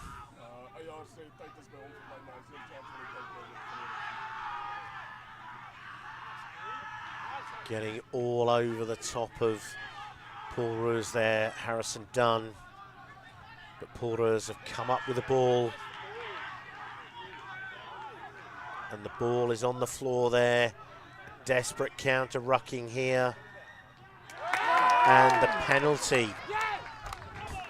crucially goes to Harrow. So Keaveney will want to peel off as many metres as he possibly can. This is likely to be the last play, and he takes this line out.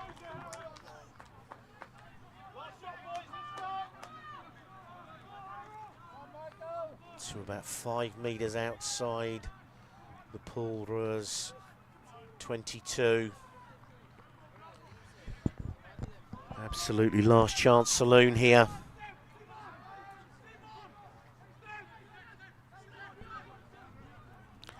So Talamai vice-captain. Seb Boreham rises. Harrow get the drive going. Talamai has it at the back. But now counter drive, counter surge coming from ROos. And the ball, Harrison Dunn does all he can to stop it going into touch. And he's given for holding the ball on the floor, grovelling around with it. And some fantastic passion from both sides here. Travis Pfeiffer taps it, puts it into touch. And what a fantastic game of schoolboy rugby here. ROos Gymnasium from South Africa, from Stellenbosch, running out 15 points to 12 winners over gallant losers Harrow School from England. What a fantastic end to day 2. ROos remain unbeaten, and that leaves them and Kelston also unbeaten.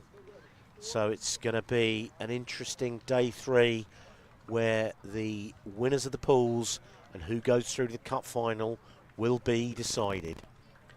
So as we see both sides there,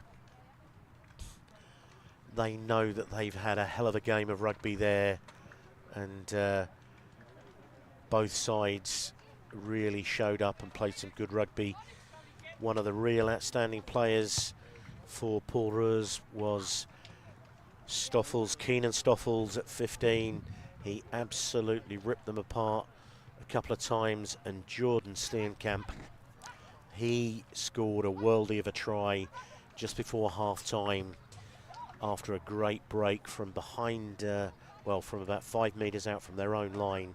Steenkamp with a great finish. Then Gus Chukwemeka got Harrow back on the board, and Keaveney with a wide out conversion, and then a wide conversion from Ensuli. Harrow had their chances at the end, but in the end, it was the dog of the defence from ROos Gymnasium that won the day. So thank you very much as we say goodbye to this fantastic venue and the Abu Dhabi World Schools Festival, the end of day 2.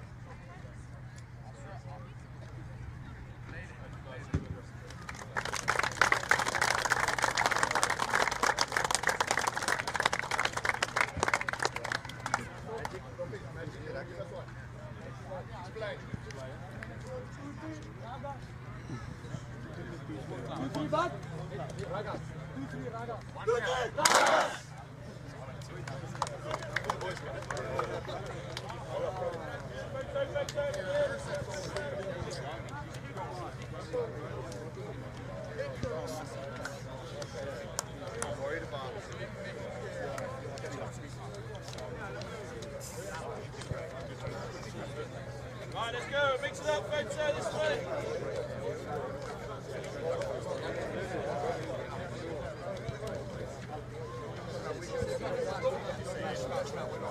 Yeah, we definitely have to. Thank you so much. I'm really great. Why are you